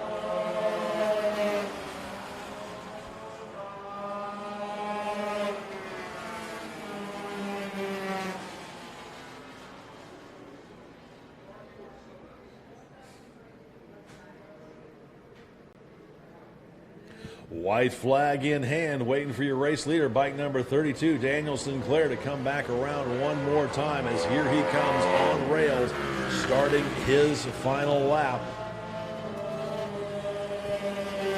See, again, once again, he's lapped deep into the field. Here's the battle for second. It's going to be 4X, Irvin Kolek, and 15R, Jim Padron.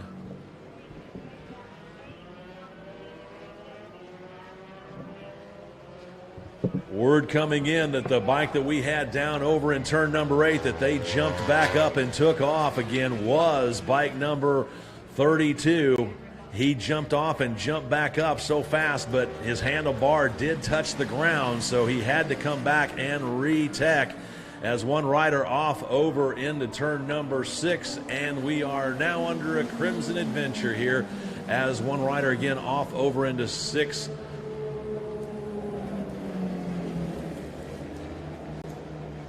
So we'll let you know. I believe that's going to be considered a race since we're past halfway, but I have to check.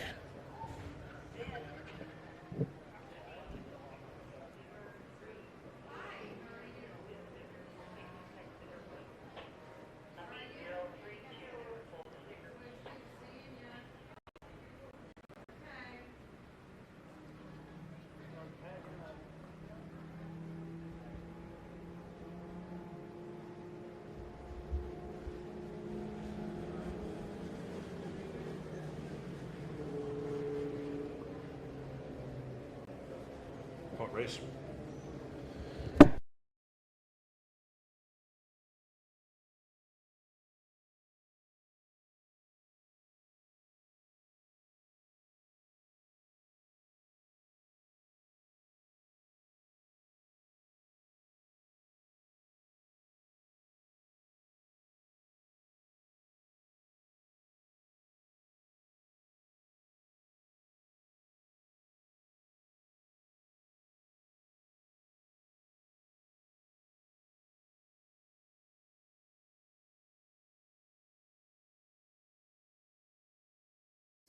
Before you leave, and also please take your empty race fuel cans with you. We found a couple of them already in the trash can.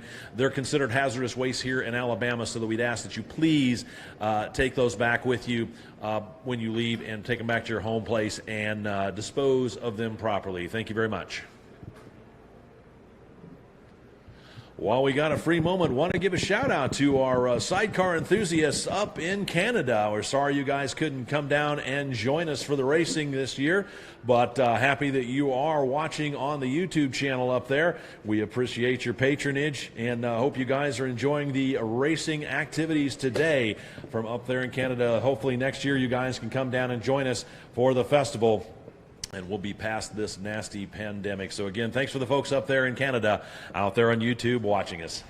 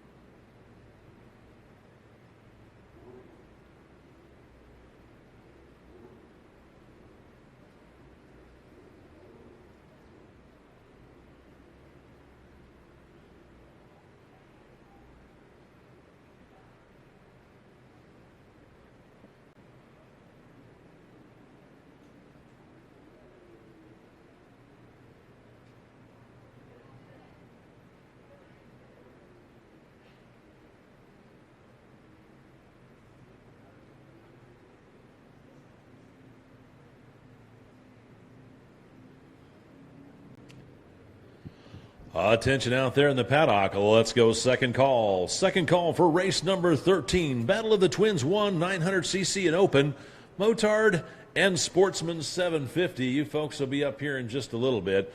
It is second call. Second call for race number 13. Battle of the Twins 1, 900cc and open. The Motard race and the Sportsman 750. You folks will be up here in just a moment. Second call for race number 13.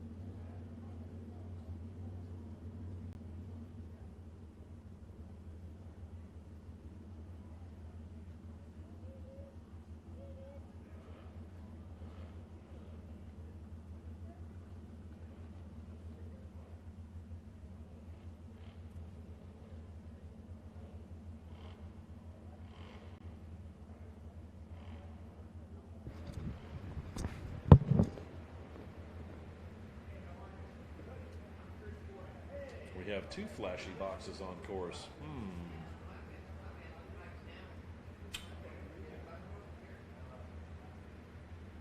Given I didn't think he needed a flashy box.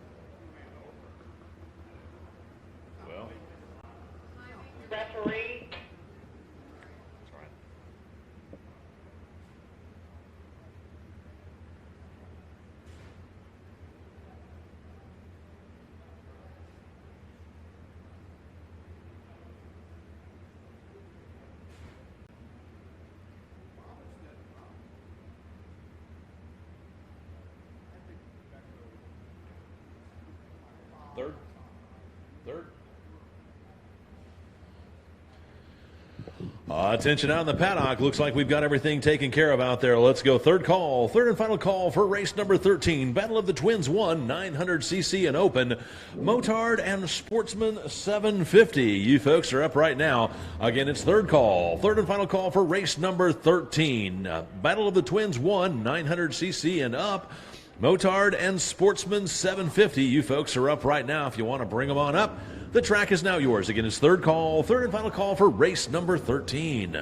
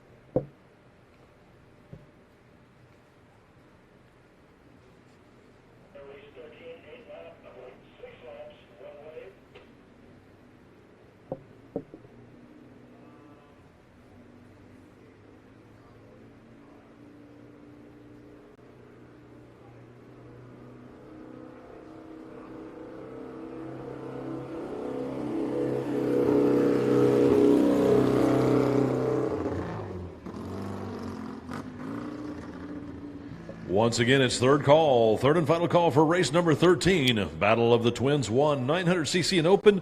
Motard and the Sportsman 750. You folks are up right now. Again, it's third call, third and final call for race number 13.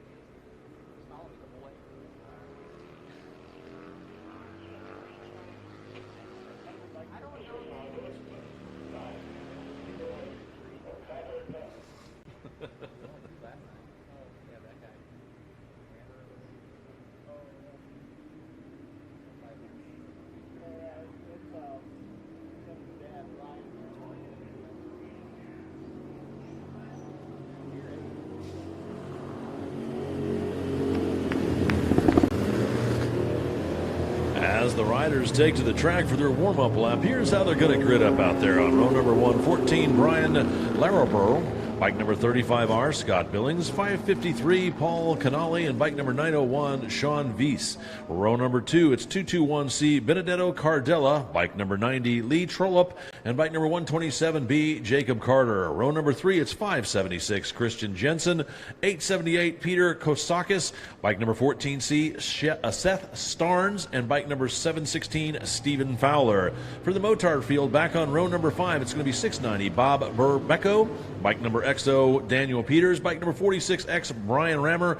Bike number 275, Mike Robinson. Then back on row number 6, it's going to be bike number 68, Brad Carlisles. And bike number M53, Mike Robinson. Back for the Sportsman field, Sportsman 750 field, back on row number 5, or row number 8 rather. It's going to be 237, Matt Esterline. 839, Michael Dixon. 24, Grant Spence. 451, Brady Inglese. And then rounding out your field on row number 9, it's bike number 59, Gary Swan. That's the field here for race number 13. Battle of the Twins 1, 900cc and open, Motard and Sportsman 750.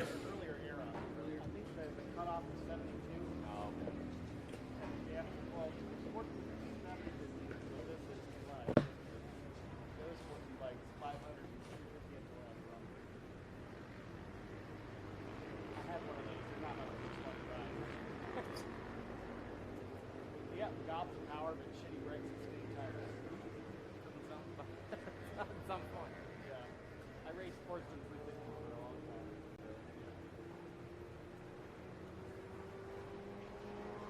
Spent lots of money, blew up a lot of engines, didn't get a lot of podiums. What kind of bike did you run? It was a Honda. It's like CB350. Yeah, it was an SL, but yeah, it was in a chromoly trackmaster frame. But those are the two-cylinder ones. Or yeah. It's an SL is a Honda 350 without the starter on it. So it's the Motorsport one. So it's a narrower case. It makes a little bit more power. So, I mean, I had mine like built to built, like it was like ready to blow out at any given time. And it did a lot.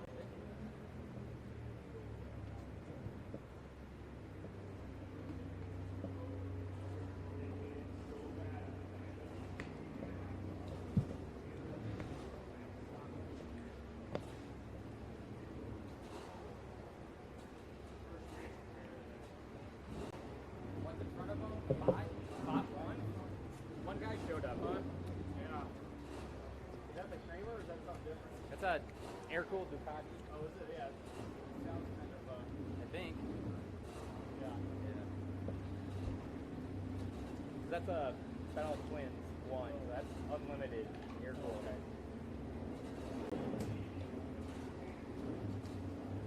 No Nate Kern this year.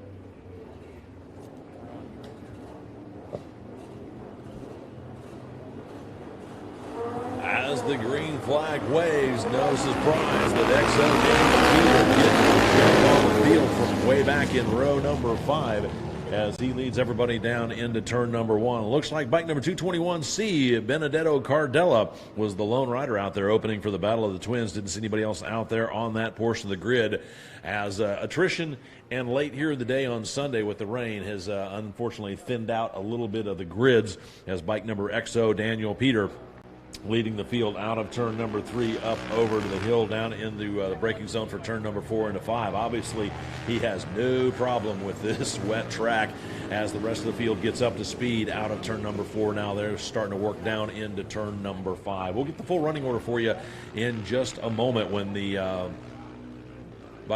6 bikes come back around to complete lap number 1.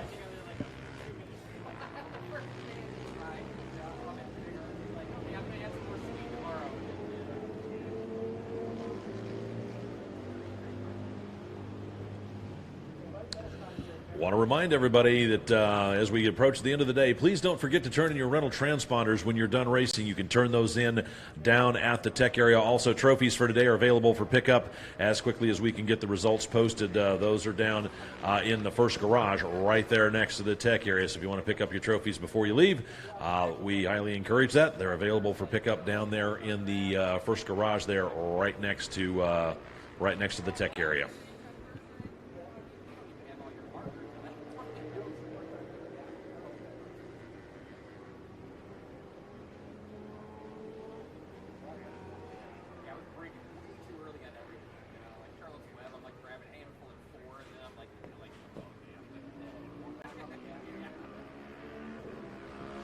Race leader XO Daniel Peter across the start-finish line. A good full front straightaway lead over the rest of the field. He has definitely got this track absolutely wired and is not afraid to go out there and lay down some fast laps. Here comes your second place rider out of the turn number 17 across the start-finish line. It's going to be 698, Brad Carlisle, holding on to second out there, second overall, second in class for the Motard field. And then it's going to be bike number 46X, Brian Rammer, and then bike number 221C, Benedetto Cardella. So 3 Motard bikes up front, then a battle of the twin open bike there in fourth, and then 24 Grant Spence back there rounding out your top 5. He's leading for the Sportsman 750, being chased down by 839 Michael Dixon. That's the second place rider for the Sportsman 750 as the field starts their second lap here today.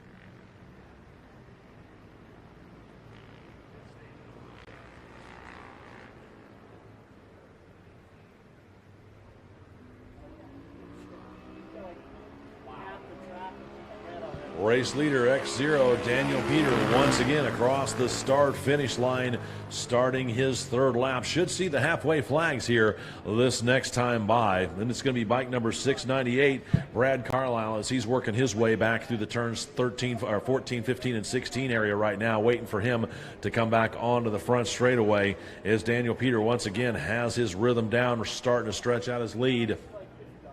Here comes second place out of turn number 17, while Daniel Peter all the way over in turn number 4 down into 5 at Charlotte's Web. As in second place is going to be 698, Brad Carlisle, starting his next lap.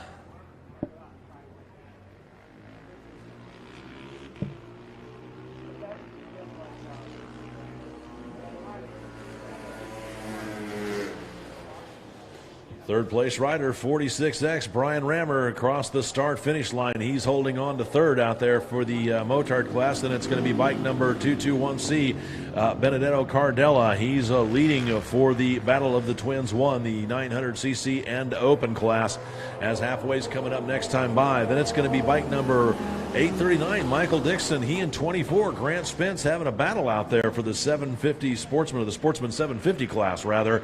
Looks like Dixon got the better of his battle with Spence, so it's still anybody's race on who's going to take the win for the 750 Sportsman, as those guys are still within just a few bike lengths of each other as they work their way out of turn number 2 up the hill towards turn number 3. We'll see what kind of battle starts to shape up here as we get closer to the final laps on this one, as looks like Michael Dixon on 839 still holding the advantage over 24 Grant Spence, as that duo work their way across the crest of the hill down into the braking zone into turn number 5.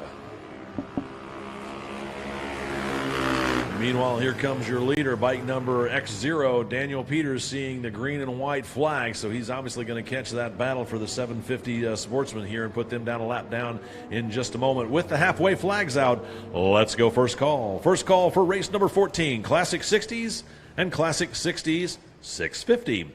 You folks will be up here in just a moment. It's first call.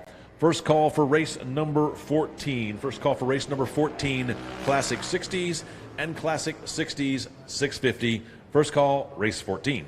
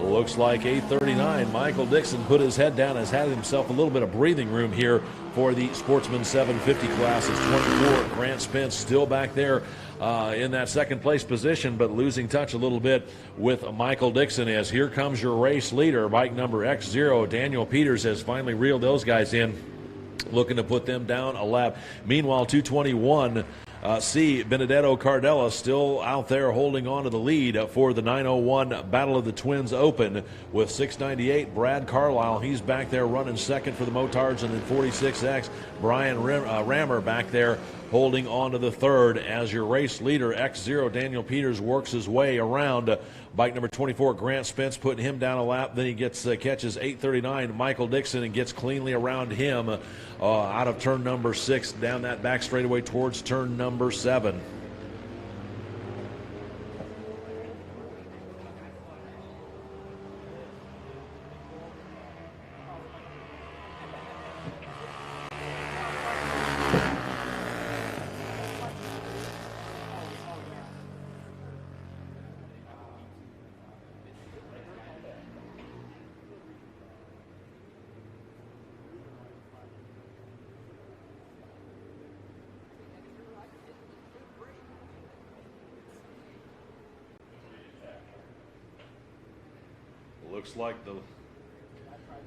Looks like the luck ran out for our race leader, X0, David Peters, or Daniel Peter right there, as looks like his bike gets away from him over there in turn number 9. He goes down, but he's up and okay, jumped back up, jumped back on the bike, but he's going to have to bring that machine back in and retech it before he can continue on racing. So tough break for him as he was absolutely flying out there. But again, he's still got enough of a lead. If his bike's not damaged, he can bring it back in, get it retech, jump back in, and still be okay.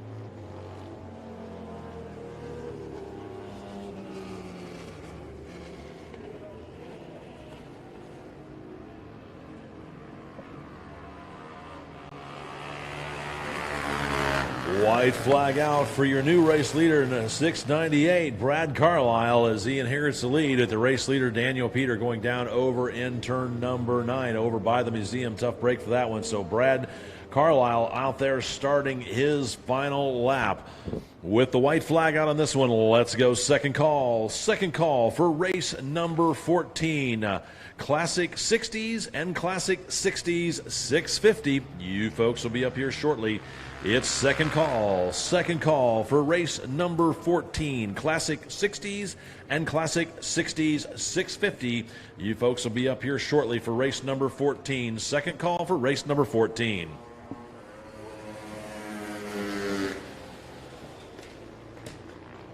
Second place out there for the Motards is bike number 46X, Brian Rammer, as he starts his next lap, or his final lap here on a soggy track.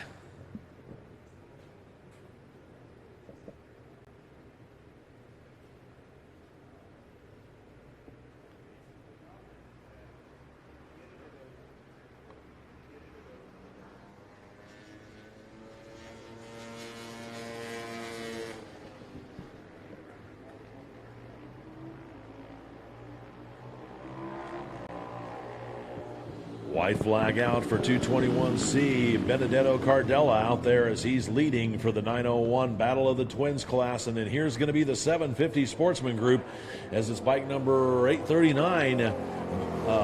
Michael Dixon still leading over bike number 24, Grant Spence. So if Spence is going to be able to reel him in, he's going to have to do something this lap. About 10 to 12 bike lengths separate those two as they start their final lap. Hey, what's that blue stuff over there in the sky?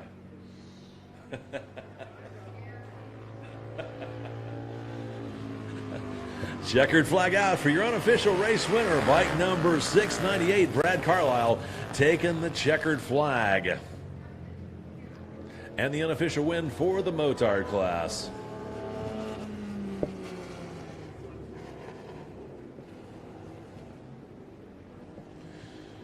Meanwhile, Michael Dixon still leading 24 Grant Spence, but Spence definitely trying to close in on, pulls within about 6 bike lengths out of Charlotte's Web. But Mitchell opens up the throttle and gaps out to about 8 or 10 bike lengths over Spence as they rocket down that back straightaway here on the final lap. With the checkered flag out on this one, let's go third and final call for race number 14, Classic 60s and Classic 60s 650. You folks are up right now. Again, it's third and final call for race number 14, Classic 60s and Classic 60s 650. You folks are up right now. Again, third and final call for race number 14. Next across the line, bike number 46X, Brian Rammer taking home the unofficial second out there for the Motard class.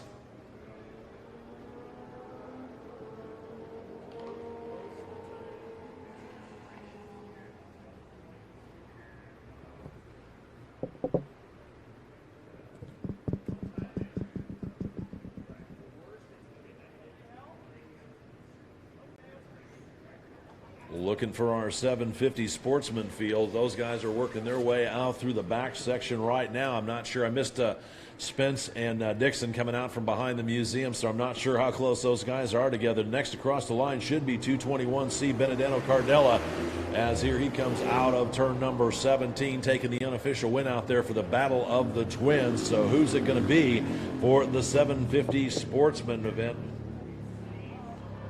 As here they come down the start-finish line out of turn number 17. They were almost side by side at the line. It's going to be 839 Michael Dixon just nipping 24 Grant Spence for the win out there in the 750 Sportsman class. Let's go third call again. We're at third call, third and final call for race number 14. Classic 60s and Classic 60s 650. You folks are up right now. Bring them on up. The track is now yours again. Third call for race number 14.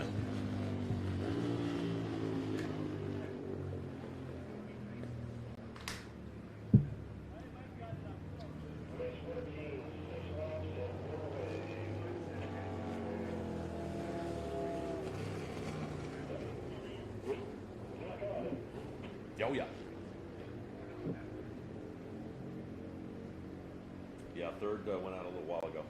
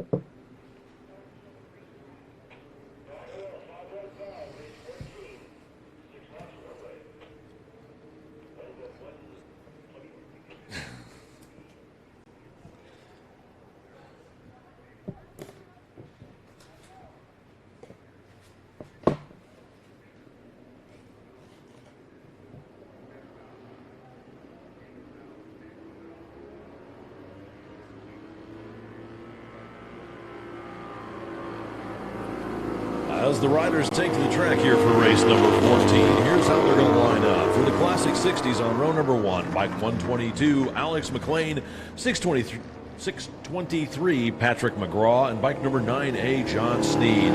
For the Classic 60s 650 field, back on row number 3, it's going to be 1 in Greg Tomlinson, bike 391, David Spanger, bike number 17C, Mike Baker, and bike 731, Stan Keys. On row number 4, it's going to be 59C, Bill Gold Jr., C73, David Kaufman, and 588, Jay Call. And then rounding out your field on row number 5, it's going to be the bikes of 869, John Rickard, and bike number 69, Luke Connor. That is your field here for race number 16, the Classic 60s and Classic 60s 650 race.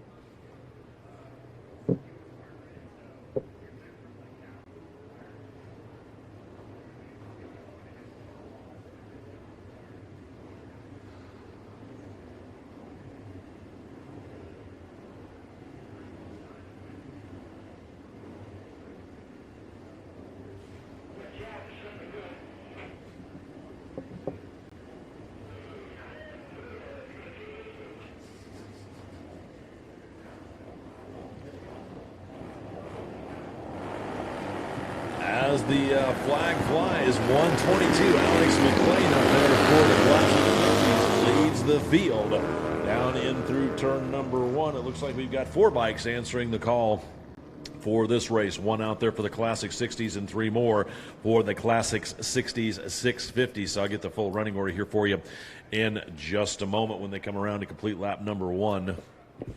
Out front, though, at the moment was 122 Alex Mclean. I got that number.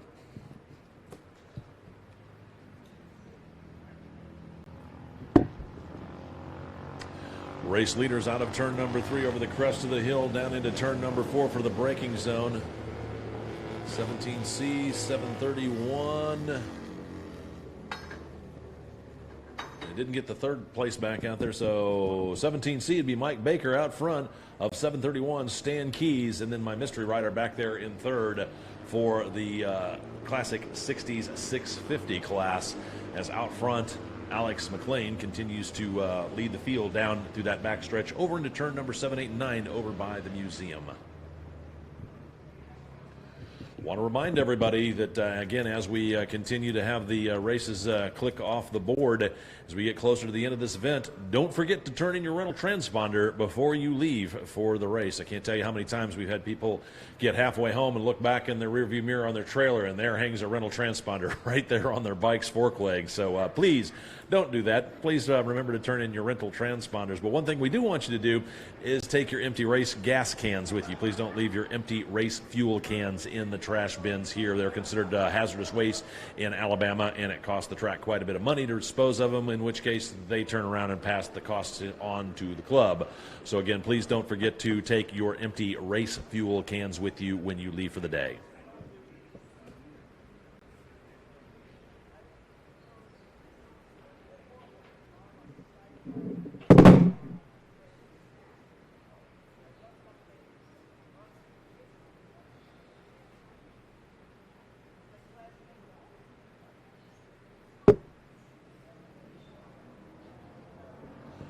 Race leader, bike 122, Alex Mclean, out of turn number 17 across the start-finish line to begin his 2nd lap here, leading for the Classic 60s event. Then it's going to be Mike Baker, 17C, then 731, being Stan Keys. He's holding on to 2nd place for the Classic 60s 650. And my mystery rider back there in 3rd class, 59C, Bill Gould Jr.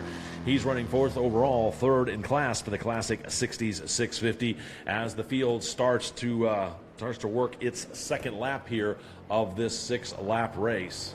Skies looked like they were clearing just a minute ago, but now it looks like we're possibly going to get another band of rain coming in, as it's sort of been that way weather-wise all weekend long, or at least today. Yesterday was just nothing but a total monsoon. Today's been rain and then not rain, and then rain and not rain. So looks like the guys have had a pretty good choice for rain tires.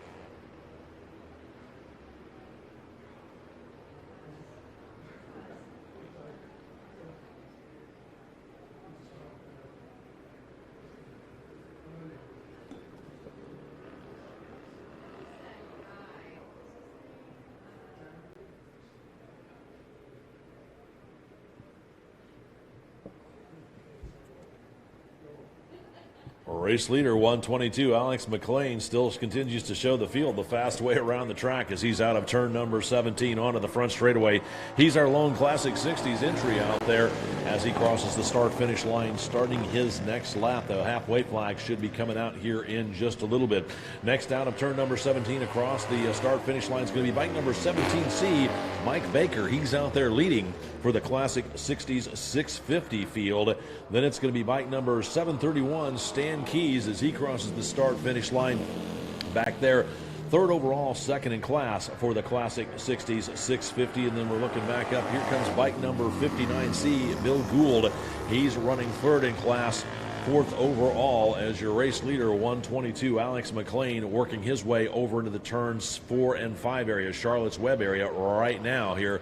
Halfway flags will be coming out for him next time by to let him know that he's got 3 done and 3 left to go.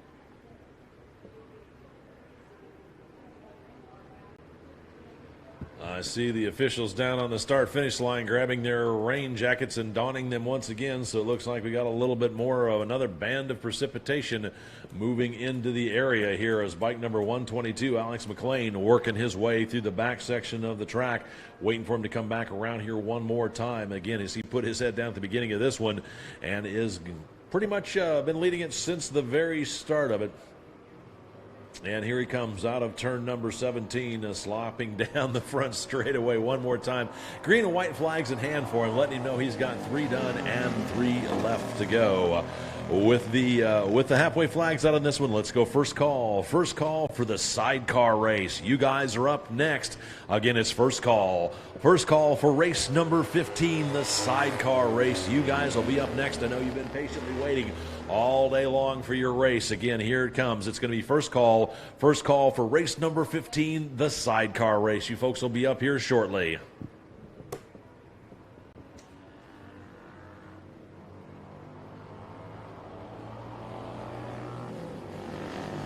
Looks like bike number 17C, Mike Baker, still holding on to the lead for the Classic 60s 650 race. Then 731, Stan Keys across the line. Then bike number 59C, Bill Gould, as he's actually starting to reel in Keys just a little bit there. Might have a something up his sleeve here in the closing laps if he can reel him up there, put a challenge in for that second step of the podium as the rain now fully falling and the tires kicking up spray on the bikes as they work their way around the track here on the next lap. Since we are past halfway, if something were to happen and the Crimson Adventure would fly, this would be considered a full race, but hopefully we can get this one in all the way to the end.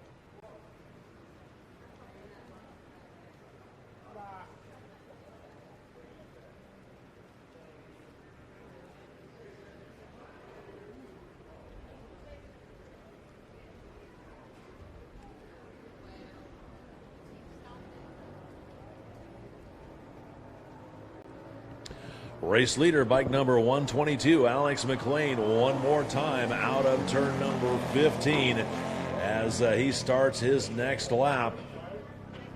White flag will be flying for him the next time by. Then looking back up the straightaway, here comes your first place rider for the Classic 60s 650 field.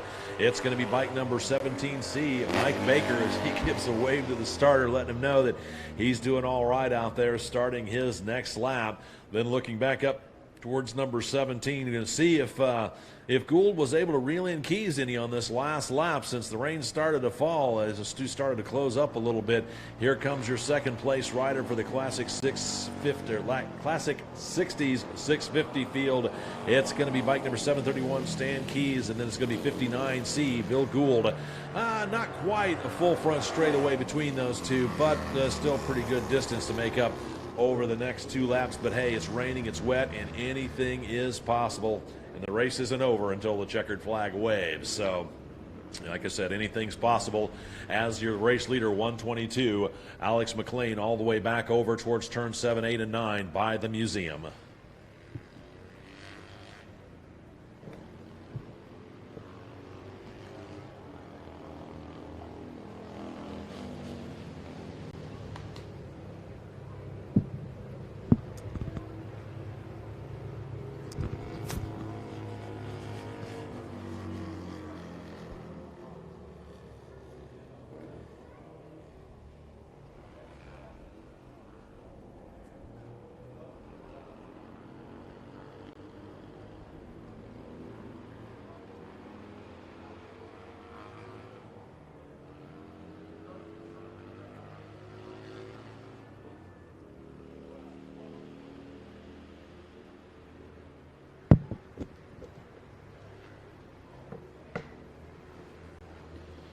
Race leader, 122, Alex Mclean, all the way back over by the turns 12, 13, 14 area here, as it looks like the rain is once again slacked up. It rains about 10, 15 minutes and totally soaks the track.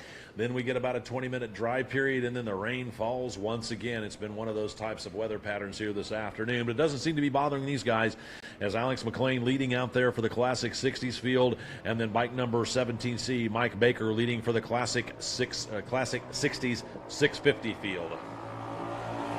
White flag out for your race leader, bike number 122, Alex Mclean, as he sees the white flag letting him know he's starting his final lap.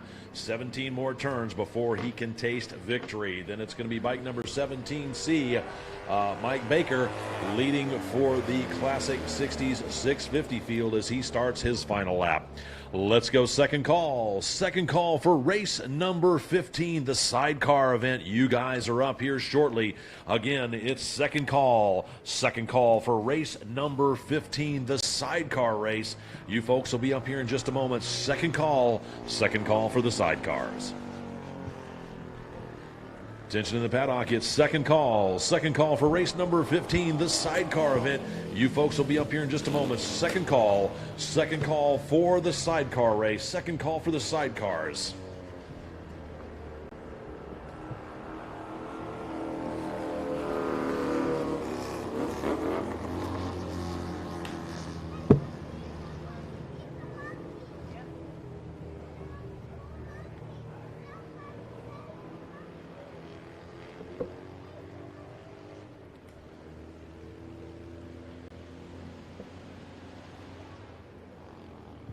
On that last lap, looks like 731, Stan Keys holding on to that second place position fairly well as bike number 59C, Bill Gould, out there. I thought he was going to be able to reel him in, but not able to do much with him as he's still back there solidly in third as the track continues to kick up quite a bit of moisture from the bike's tires.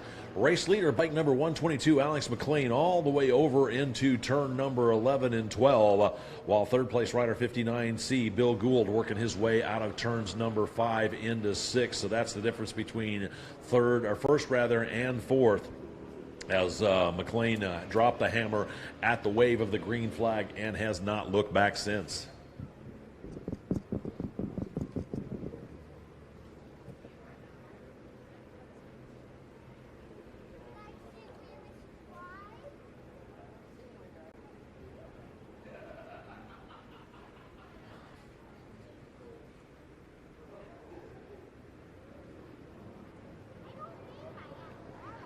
Checkered flag out for your unofficial winner, bike number 122, Alex Mclean, taking the unofficial win across the start-finish line.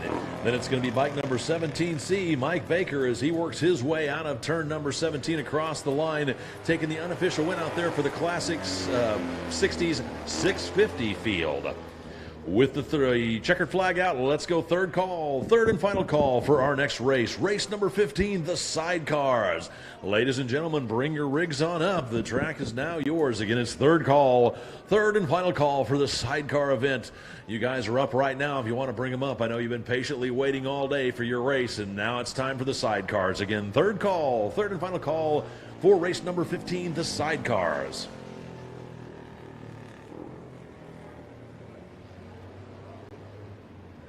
Here comes your second place in class rider, bike number 731, Stan Keys, out of turn number 17 for the final time.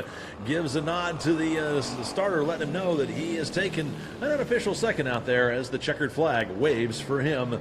Then it's going to be bike number 59C, Bill Gould, really poured it on that last lap, but still coming up a few bike lengths short as he holds on to third unofficially for the Classic 60s 650 race. Again, it's third and final call for race number 15, the sidecar race. You folks are up right now. Bring your rigs on up. We'll be sending you out shortly for your hot lap.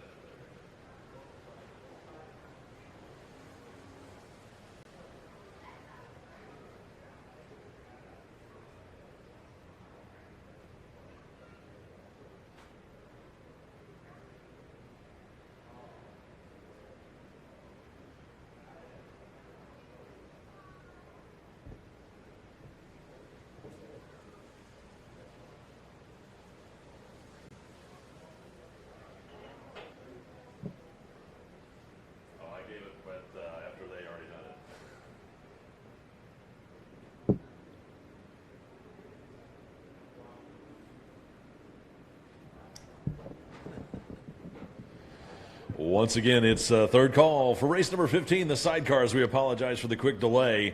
No sooner had I given third call than one of the bikes that had taken the checker had a mechanical issue over in turn number 2, so we had to run out there and pick them up real quick. So again, it's still third call for race number 15, the sidecars. We need to get you guys down here.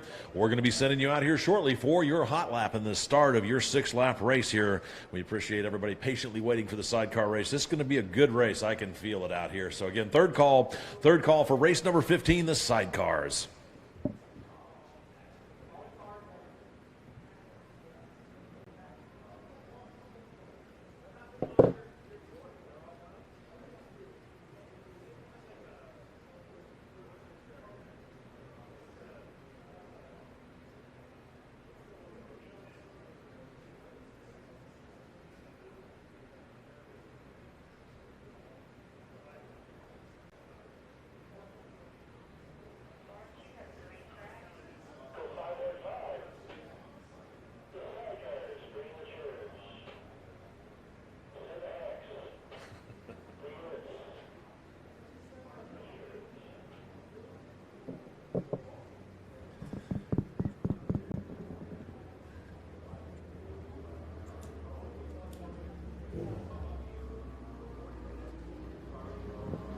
As the sidecar rigs take to the track for their hot lap, here's how they're going to grid up. Out on row number 1 for the SC Modern Sidecar USF 1, it's going to be bike number 111, George Boris Stroud, and the passenger B. Hazen. Back in row number 3 for the SC Modern Sidecar TT2, it's going to be rig number 8, NZ Tony Dukas with L. Dukas as a passenger, and 14 SC Peter Saft with J. Crown as the passenger. Then back on row number 4, it's going to be S46 Dale Lavender with M. Lavender as the passenger, and bike number 74 Fred Bailey with N. Nowak as the passenger. For the SC Formula Classic field, SC4, back on row number 6, it's going to be bike number 1, Nicholas Bailey with H. Longshore as the passenger, and then bike number 20, Brad Phillips with S. Miller as the passenger. Back in row number 8 for the SC Lost Era sidecar, it's going to be bike 458, Sean Stuyvesant, and then it's going to be 521, Adam Kramer with M. Feynman as the passenger, and then bike number 73V, Vincent Elvito Wilson is going to be back on row number 9. Back on row number 11 for the SC Super Vintage field, bike number 309, Tim Joyce with N. Hargis as the passenger, and bike number X82, Eric Trosper with C. Trosper as the passenger. On row number 12, it's going to be 46X, Brian Rammer with T. Rammer as the passenger, and bike number 555, Danilo Hito with B. Kinney as the passenger.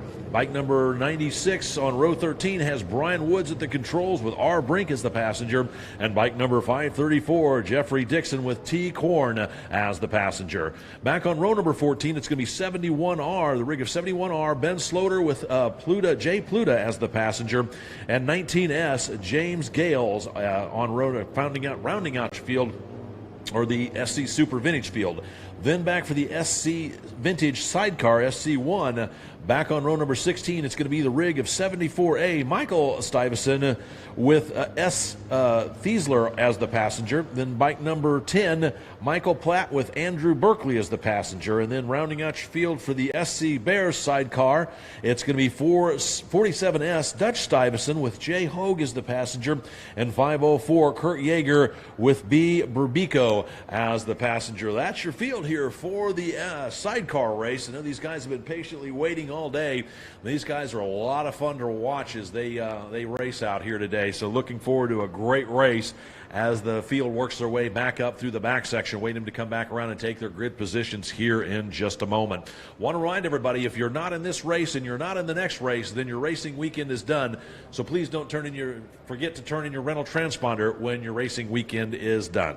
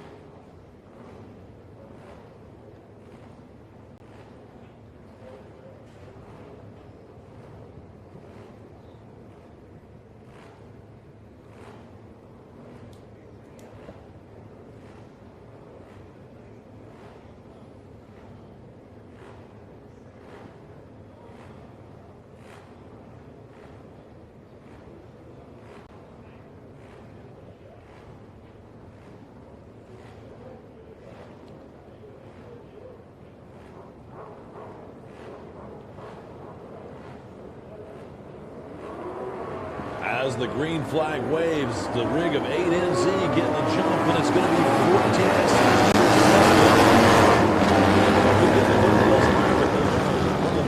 Working their way forward from the middle of the pack. Working forward. We'll get the full running order here for you in just a moment. Looks like 111, Boris Stroud and B. Hazen didn't answer the call. So the front row was 8NZ and 40SC as that field works their way through turn number 2, waiting for him to come back into view. So, that modern sidecar go backwards through the barriers. oh, yeah.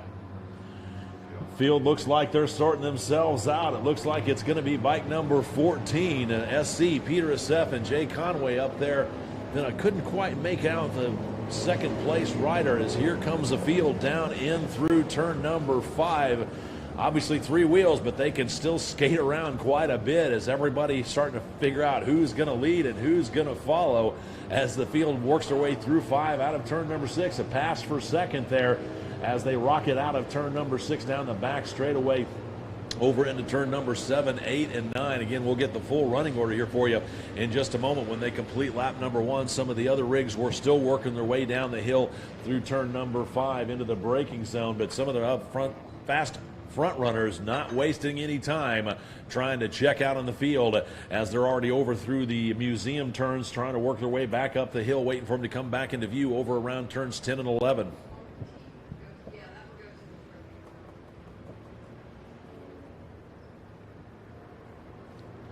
Looks like 14SC still out front as everybody's starting to come up to speed now. Tires gaining some temperatures and everybody figuring out what their tires are going to do with this thoroughly soaking track as the team of ESEF and Crown have it figured out, working their way over through turns 12 and 13 for the moment.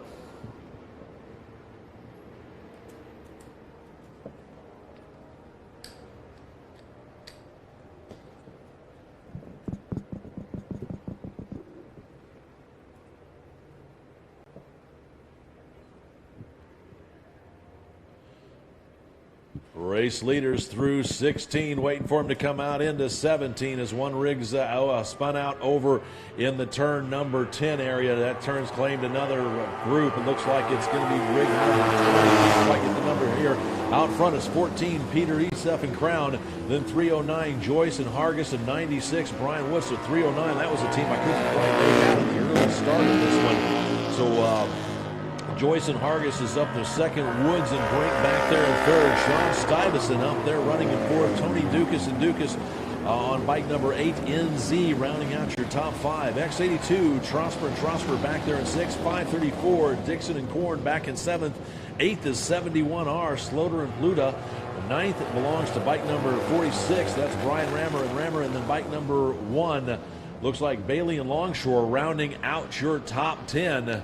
As a little bit of lead change going on back there. Not sure if Seth and Crown had a bit of a moment over in turn number 1, but looking out over into turn number 5, they're back into third. So it looks like Joyce and Hargis, and then I believe it's Woods and Brink up to second with Esaf and Crown. I guess they got a little out of shape, and that opened up enough door for the other two to jump into the lead as they work their way back over through the back section in through turns number 7, 8, and 9. Meanwhile, Sean Stuyvesant on 458 still solidly back there in fourth as the team of Tony Dukas and Dukas on 8NZ still round out your top 5. Once again, looks like the skies are threatening again.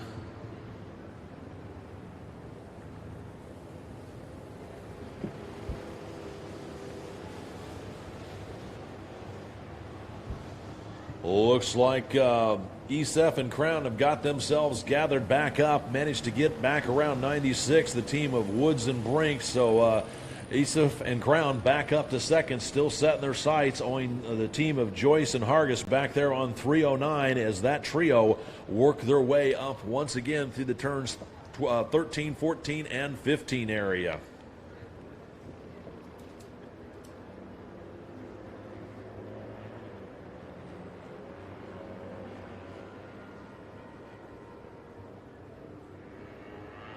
Race leaders out of 17 onto the front straightaway once again. Looks like it's going to be the team of Joyce and Hargis holding on to the lead at 309, but 14 SC, Esef and Crown right there behind behind them.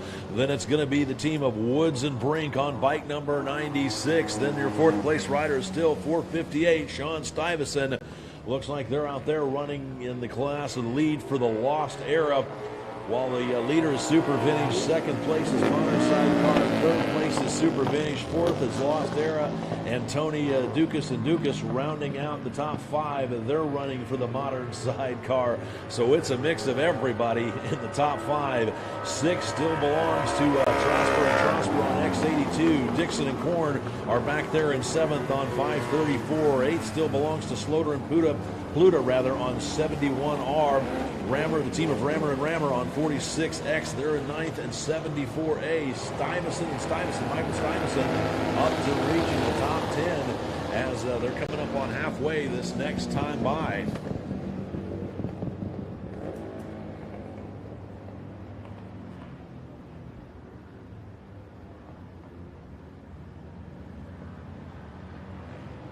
I have a feeling our race leaders are going to be encountering some of the lap traffic here on this next lap or two. We'll see how that's going to work out for them, because ESAF and Hargis was definitely, ESAF and Crown were definitely closing up on Joyce and Hargis on that last lap as they're working their way back through the back section of the course right now.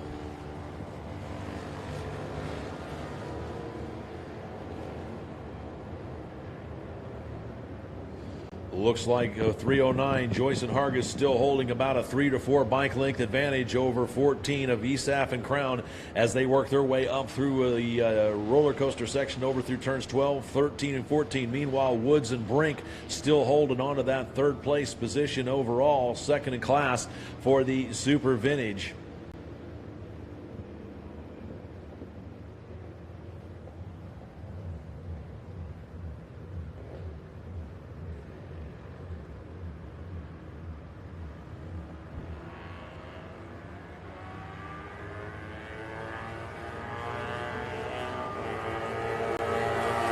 Race leaders across the start-finish line, seeing the green and white flags, letting them know they've got 3 done and 3 left to go. As Joyce and Hargis lead that one on 309, they get around one of the slower back markers. Then 14 SC, Peter SF, and Crown work their way past the back markers as they start their next lap. Let's go first call. First call for race number 16. Battle of the Twins 2, Sound of Singles. You folks will be up here in just a moment.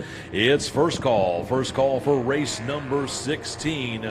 First call for race number 16. Battle of the Twins, Sound of Singles. Out front, back to the racing. ESAF and Crown decide to make their move out of turn number 3, but Joyce and Hargis are no less determined not to lose the lead as they're side by side. They were pretty much side by side down at the braking zone before Charlotte's Web, all the way side by side through Charlotte's Web, and then back up the hill out of turn number 6. It looks like Joyce and Hargis have just a little bit more motor as ESAF and Crown tried to work their way into the lead but couldn't quite make the pass stick as bike number 96, Woods and Brink, still solidly back there in third with 458, Sean Stuyvesant in fourth, and Trosper still rounding out the top 5. I want to see how the battle shapes up between Joyce and Hargis and ESAF and Crown as those guys are out of sight back over in the turn number 9 area over back by the museum, waiting for them to come out from behind the wall. We'll see. Those guys are feeling mighty racing with each other today as they were side by side for a moment, but it looks like ESAF and Crown got the drive over into turn number 10. So it's the turn of Joyce and Hargis to follow ESAF and Crown as they work their way up through that back section, turn number 11 over to turn number 12. What an exciting race here for these two guys up front, and they're not even really in this, they're racing in the same class. Super Vintage for Joyce and Hargis and Modern Sidecar for ESAF and Crown, but don't tell these guys that. They're racing for the overall win and bragging rights as they're working their way back through the back section, turns 14, 15, and 16, waiting for them to come into view in just a moment. As here they do, they come out onto the start-finish line. Looks like it's going to be 14 SC. That'd be ESAF and Crown, and then it's going to be bike number 309, Joyce and Hargis. They dropped back a little bit that time. I wonder if they might have had a bit of an issue with the water back there in the back area. Then it's going to be Woods and Brink still holding on to that third place position, as everybody should have seen halfway by now.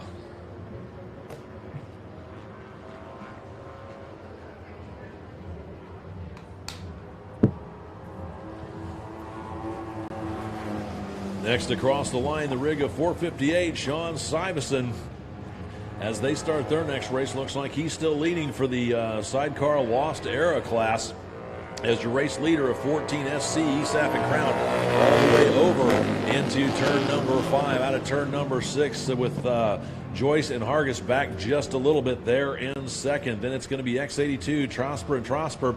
They're rounding out your top 5 with the team of Dukas and Dukas on 8NZ, rounding in the 6th position as the laps continue to click down.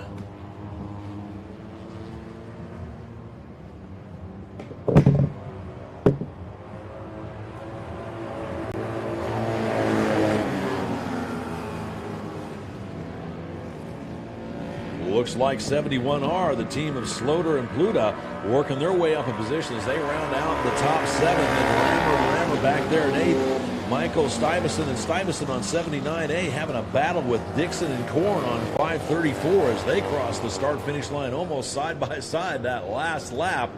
As great excitement all the way around the track.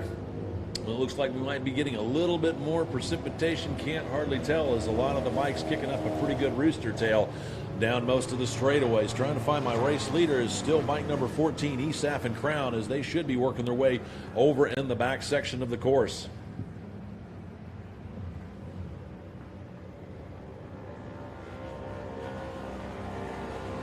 Starter has white flag in hand, and here come your race leaders. Bike number 14, SC, ESAF and Crown, out of turn number 17 to take the start their last lap here. Then it's going to be bike number 309, Joyce and Hargis, as it looks like the passenger takes a quick peek behind them down that front straightaway. And they've got nobody behind them as they start their last lap. With the white... ESAF Let's go second call. Second call for the Battle of the Twins and Sound of Singles 3. You folks will be up here in just a moment. It is second call. Second call for race number 16, Battle of the Twins 2 and Sound of Singles 3. You're going to be up here shortly. Second call for race number 16. Team of 14 SC of ESAF and Crown all the way over into the braking zone into Charlotte's Web here, turn number 5 on their final time as bike number 309, Joyce and Hargis, into the braking zone for their final time. Woods and Brink still holding third. Sean Syverson back there in fourth, and the team of Trosper the top 5 as ESAF and Crown are all the way down that back straightaway, dropping into turn number 6 and 7 and 8 over by the museum, with Joyce and Hargis still solidly there in second and leading in their class for the Super Vintage Riders as they begin their continue here on their final lap. In that 6th position back there, we find the team of Dukas and Dukas on 8NZ. 7th right now is Slaughter and Pluta. 8th is Rammer and Rammer. 9th is Stuyvesant on 74A. And rounding out your top 10 at this moment is 534 Jeffrey Dixon, as those guys are all approaching taking the white flag here in just a moment.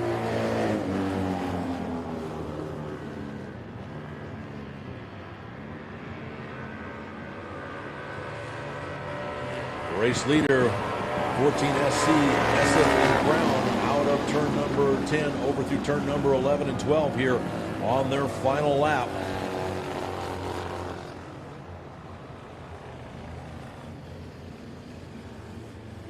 Still being chased down by 309, Joyce and Hargis, and Woods and Brink. That's your top 3.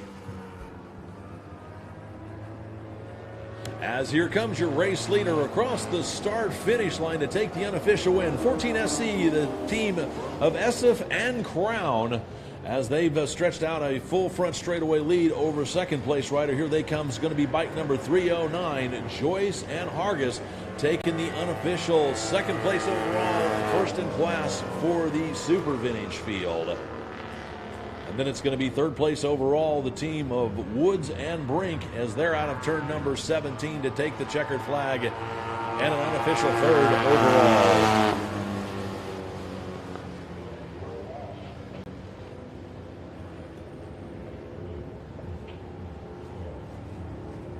With the exciting conclusion of this one, let's go third call. Third and final call for race number 16. Battle of the Twins 2, 0 to 900cc, and Sound of Singles 3. You folks are up right now. Again, it's third call. Third and final call for race number 16. Battle of the Twins 2, 0 to 900cc's, and the Sound of Singles. You folks are up right now. Again, it's third call.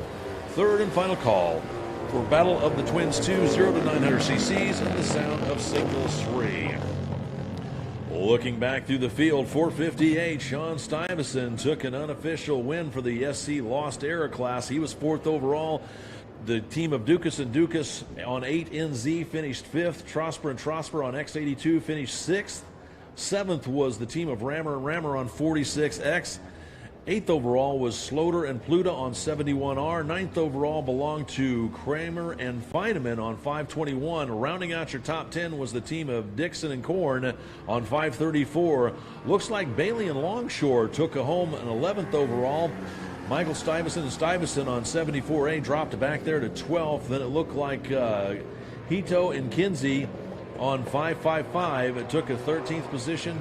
And then Mclean and Platt and Mclean rounded out your field on the top, or in that 14th position.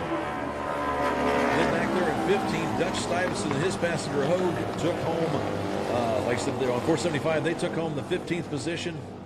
And then it looks like Lavender and Lavender on S46, they got one lap in. Then Brad Phillips and Miller on 20, I believe they retired early over in turn number 10. They were in 17th.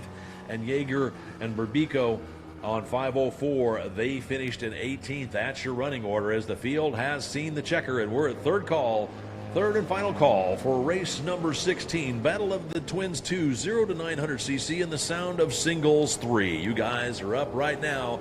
Third call, third and final call for race number 16.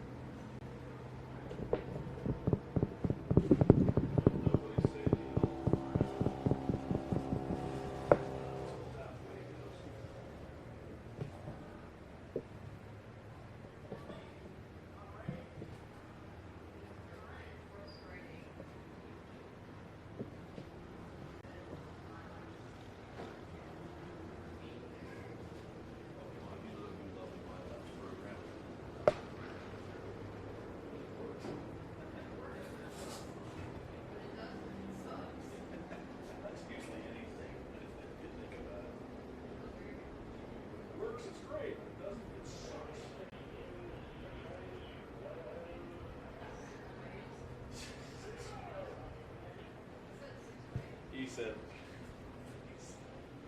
one way.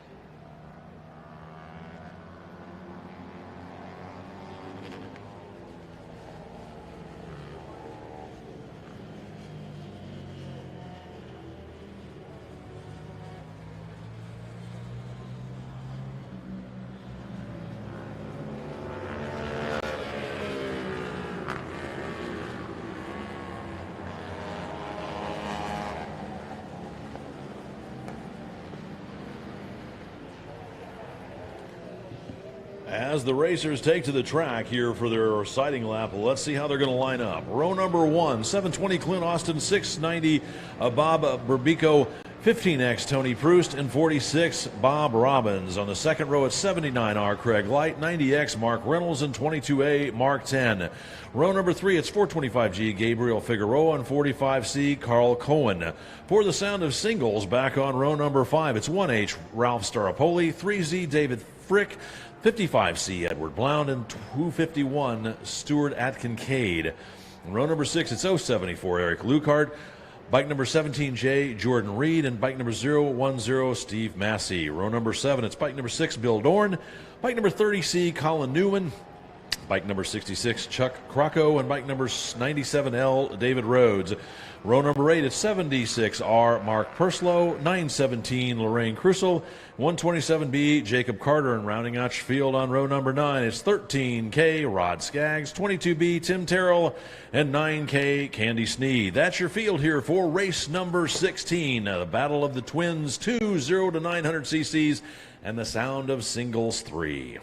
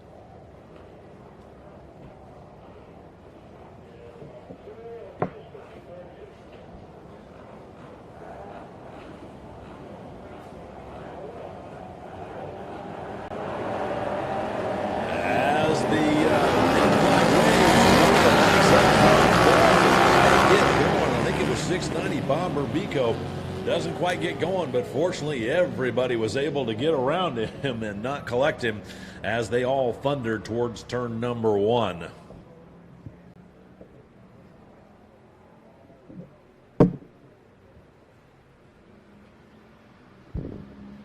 Fields working their way out single file through turns number 2 over into the hill for turn number 3. Up front, I believe it's 720 Clint Austin with one of the riders.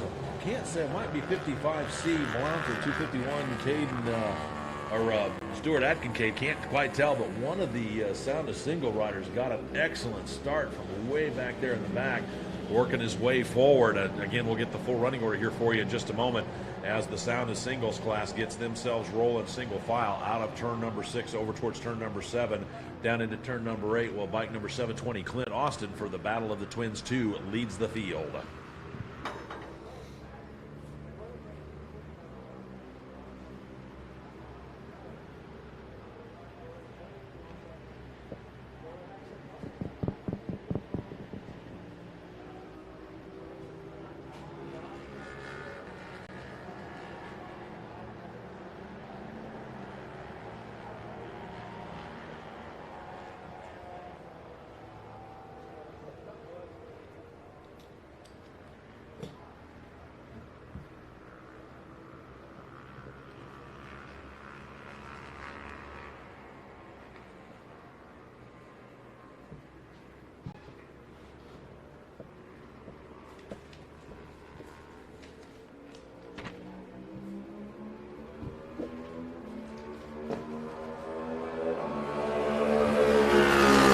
Leader across the start-finish line. It's going to be bike number 720, Clint Austin, leading this one. Then bike number 55C, it was Edward Blount. He was the one that got the rocket start from way back there on row number 5. Then 251, Stuart Atkincade back there in third. Second in class for the Sound of Singles. And then 17J, Jordan Reed, rounding out your top 3 for the Sound of Singles. 3Z, David Frick back in the 5th place position overall. Then 425, Gabriel Figueroa in 6th. 010, Steve Massey back there in 7th. 66, Chuck Crocco back in 8th. 15X, Tony Proust in 9th. And 22A, Mark 10, rounding out your top 10 as 720, Clint Austin shows everybody the fast way around this track.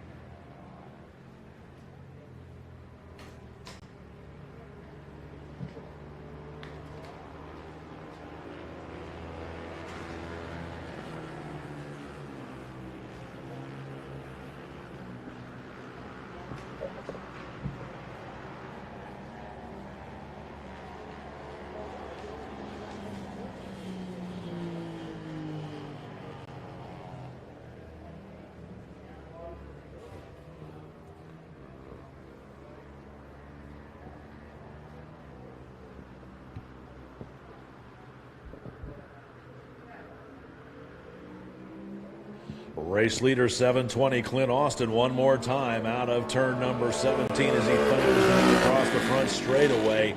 Again, trails of water streaming off of his rear tire as he starts his next lap, sloshing through the puddles down at the exit of turn number 1, over in turn number 2. Here's a three-way battle going on for the lead in the Sound of Singles.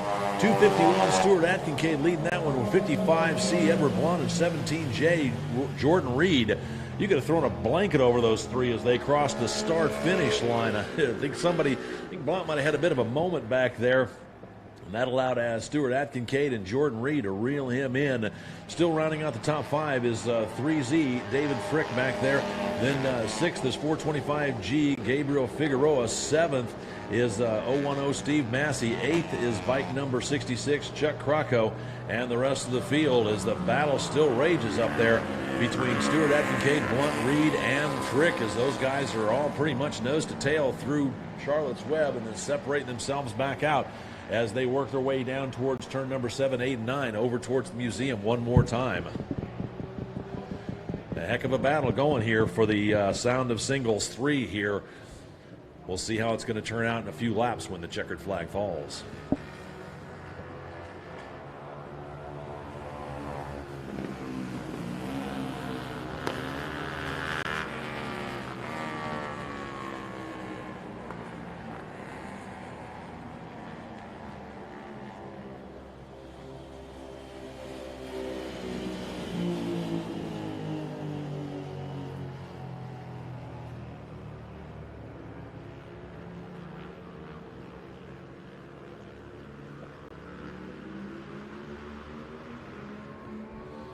Green and white halfway flags crossed for your race leader by number 720, Clint Austin, as he starts the second half of his race. Let him know he's got 3 laps done and 3 laps left to go. Here's going to be the battle for the Sound of Singles class.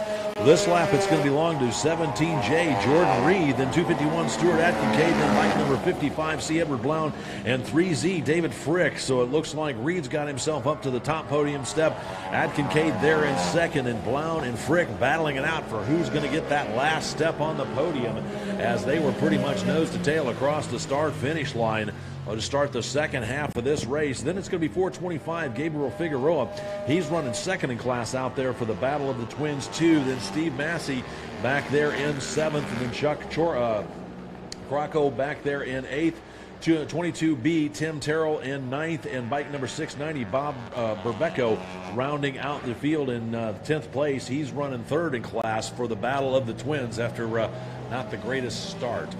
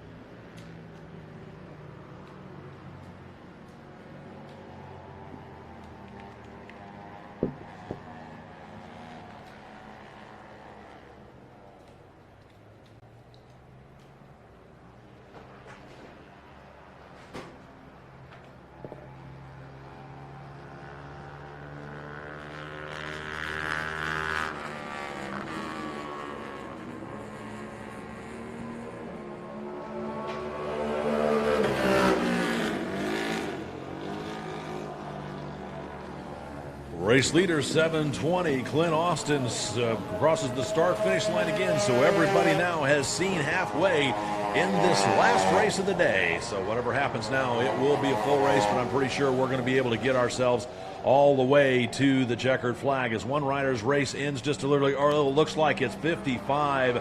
Edward Blount doesn't quite survive turn number 17. He's up and looks to be okay, but unfortunately a tough break as 55C Edward Blount crushing out of that third place position over there in turn number 17 here on this final race. That means bike number 3Z David Frick up to third for the Sound of Singles 3. Then bike number 425G, Gabriel Figueroa, back there rounding out your top five. He's running second in class for the Battle of the Twins 2.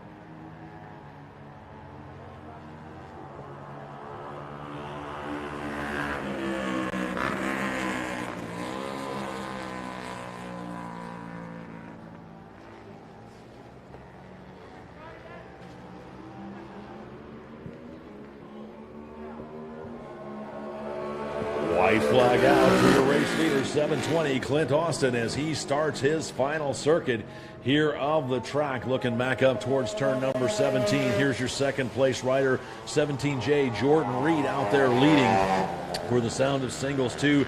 Then 251, Stuart Atkincade back there second in class. Then it's going to be bike number 3Z, Dave Frick, rounding out your top three for the Sound of Singles as they all see the white flag here in the final race of the day. Then it looks like it's going to be 425. That'd be Gabriel Figueroa coming through. He's running second in class for the Battle of the Twins.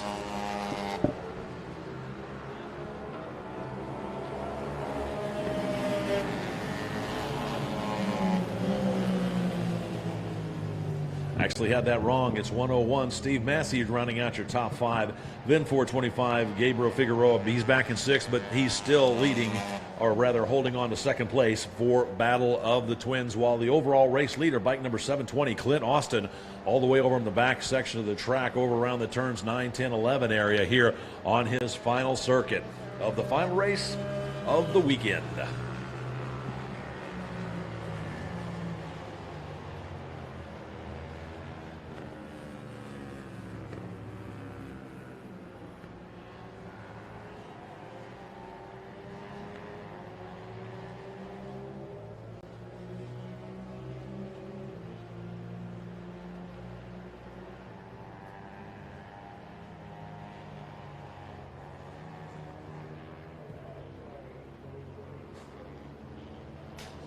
Here comes our last flag for 2020 for AHRMA, and it waves for bike number 720, Clint Austin, as he takes the unofficial win out there for the Battle of the Twins 2 field, 0 to 900 cc. Then we've got second, or another laps rider, which is going to be 66, Chuck Crocco. Then in the unofficial winner for the Sound of Singles 3, it's going to be 17J Jordan Reed. Then 251, Stuart Atkincade coming home unofficially second out there for the Sound of Singles 3. And then it's going to be bike number 3Z, David Frick, taking home the unofficial third.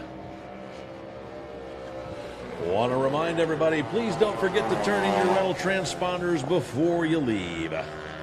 Next across the line was 010 Steve Massey, taking home the unofficial fifth overall for the Sound of Singles.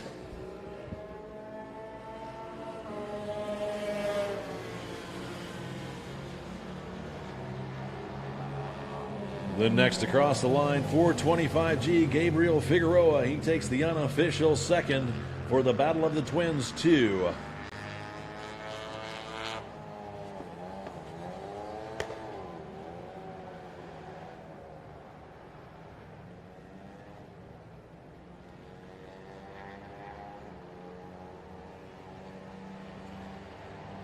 And the final bike under the checkered flag for the 2020 season will be bike number 22B, Tim Terrell, finishing out 8th overall.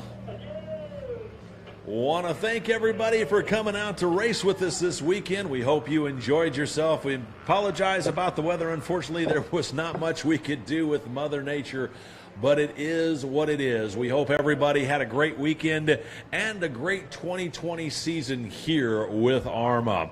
Want to remind everybody, please don't forget to turn in your rental transponders before you leave. And also, please make sure you take your empty fuel cans with you. Don't put them in the trash can. They're considered hazardous waste here in Alabama, and it costs the track a lot of money to dispose of them, and they pass that cost along to the club. So please make sure you take your empty gas cans home with you.